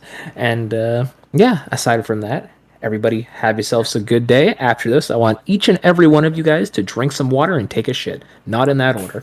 But we have a super chat from Nemo real quick saying, real quick, I would like to formally request a Riku YouTube channel. Ooh, interesting, Riku. Start making that content, Riku. I know, right, man? I mean, he has one. demand. Let me link chat real quick. Yeah, I used to have a YouTube channel. I actually used to do anime reviews at one point, and then And what happened, Riku? something clicked in my head, and I was like, "This isn't." They I lost don't in like ether anime like that dance much, right? videos. You said what? They got lost in ether like Bao's dance videos. Oh my god. Jesus Oh, Christ. really? Bao has dance videos. We need those I think we need to see The that. Bao dance videos HD remaster on Yeah. Blu-ray today. I put Riku's YouTube channel in the chat. He's almost to 200 subs. So I mean that's half to what I am. Also, wait. Under featured channels, it has his government name. Wait, Riku, you gotta fix that. Oh, no. wow. Yeah, It's all good. It's all good. I'm not hiding it. We out here. Bao, go ahead. First of all, Crawford. Second, thank you all for coming out to the HPMP podcast tonight. It was great having a Monday podcast with such a nice turnout, so thank you all. Reminder, if you get us to 100 likes, Devil is going to be playing Pokemon Scarlet. Let's go. Not live. YouTube, Bao. Live. Ooh, I never Let's forgot. go. Live, the entire game on stream. He Hold can't up, stream hold it up. though. He's got to switch light. He's gonna have to put Yeah, see, I can't do a it. web. I can't do No. We're gonna get him an external camera. He's gonna hold it over the camera to play old school stuff. It's not 2009. I think I remember doing that to get gameplay footage. That was fun. Fun times. Hopefully, you all have a good RPG-filled weekend, and see you later. All right. Devil? Yeah, thanks again for having me, Shadow and crew. It's been another great podcast. Appreciate the chat and the turnout. Really great. And yeah, hope we join these games out here. Trails from Zero next month. Then we got a bunch of cool games. Bayonetta 3, Sonic, God of War with the 89 on Metacritic. Let's go. I'm out of here. Wow. Greatness? Thanks for having me. Make sure y'all play Live Alive, which is great. Yes, sir. Make sure you pick up Diofield, greatness. Valkyrie Elysium, Oh my God. greatness. Bayonetta 3, greatness. Star Ocean. Yeah, God of War. We sleep on that. We got Bayonetta 3. Oh my God. Yeah, better ingredients, better pizza, better bitches, better money. Yeah. We gonna have to talk to these guests. I actually knew that reference. All right. And Riku? Riku's the only one here. People, Falcom's finest. NIS did nothing wrong, right? We didn't be free. Support the official release. We will be drinking your salty tears, okay? And that includes you too, Shadow. We better see you there at the end of September with that purchased copy. Actually, wait, what if I get a review code? Does that count? No. Here's the thing. If you get a review code, then we need to see a video review. Okay, you'll get a video review then. That works. I think that works because Can we compromise? Yes. if he does a video review, then he does coverage. If he does coverage, then he's probably going to sell somebody to get the game. Therefore, he's helping the official group. So I think that counts. It hit 100 likes. Oh, there we go. 100 likes. $19.99. Devil, good. There you go, Nice. man. Gotta play that Pokemon, man. Pokemon may cry. Let's go. Let me bribe someone. Hold on. Who's playing Pokemon now? Is it Devil. Is it Pi? Devil May Pie. Oh, Devil sweet. Pie. It's Nice. his See first that. game in over 20 years. Q. Jesus. Someone to trade with. Yeah. Let's go. He has so many Pokemon to discover. That's actually a great thing. Toss my Switch in the lake after Bayonetta. Oh my god. Oh man. All right, guys. You know who it is. Shadow Elite, Mr. JRPG. As you guys can see, the channel is a little bit more active now. We'll be getting out more videos. Appreciate the turnout. Appreciate the likes. Appreciate all you guys chatting. Appreciate the super chats as well. Of course, we're going to try to be back here in 2 weeks, but hey, you know what it is. Ace, I see you in the chat. If you want Pelvic back, I don't know what to tell you. It is what it is. Can't help it. But yeah, that's it for now. We'll catch you guys, hopefully, like I said, in 2 weeks. Later. Deuces, people. Later. Yeah, and Devil, you definitely going to play that Pokemon, right? Like Sonic, I'm out of here. Oh, man. He's a Sonic fan now, too, guys. Oh, man. My copy's a pre-order, so I'm good. Is he a Sonic fan? Is hating Sonic Adventure 2? Yeah, then again, really call yourself? I don't know if I don't know. He said he doesn't hate Sonic Adventure 2. He just said the Blake. Just like you should gatekeep me from Pokemon. That's the same as hating it, Ricky. No, it's not. He's just speaking the truth. This is why Riku's also not in the community. Oh, wait. Y'all gonna get on that man, Acebreaker? You see what he just said? You gonna get on that man? We still live, though. We still live. See, keep in mind, Shadow. Like I said, Ace's opinion, bro. This is why he's still single, bro. This is why he's still masturbating. Oh! All right, because this way, is the chunky peanut butter the one with the nuts inside it that hurts? Are we still on air? Keep it gaming at least, Blake. Just so everyone knows, we're still live. Right? Oh, Riku, there's nut in it. Don't worry. Lord. Keep it gaming, Blake. Keep it gaming, bro. Like, hey, why you coming for this man life? This is HPMP After Dark, everyone. Listen, I shouted Acebreaker out at the start of the show because that was my boy. The current Acebreaker is not my boy. Man, oh man. And what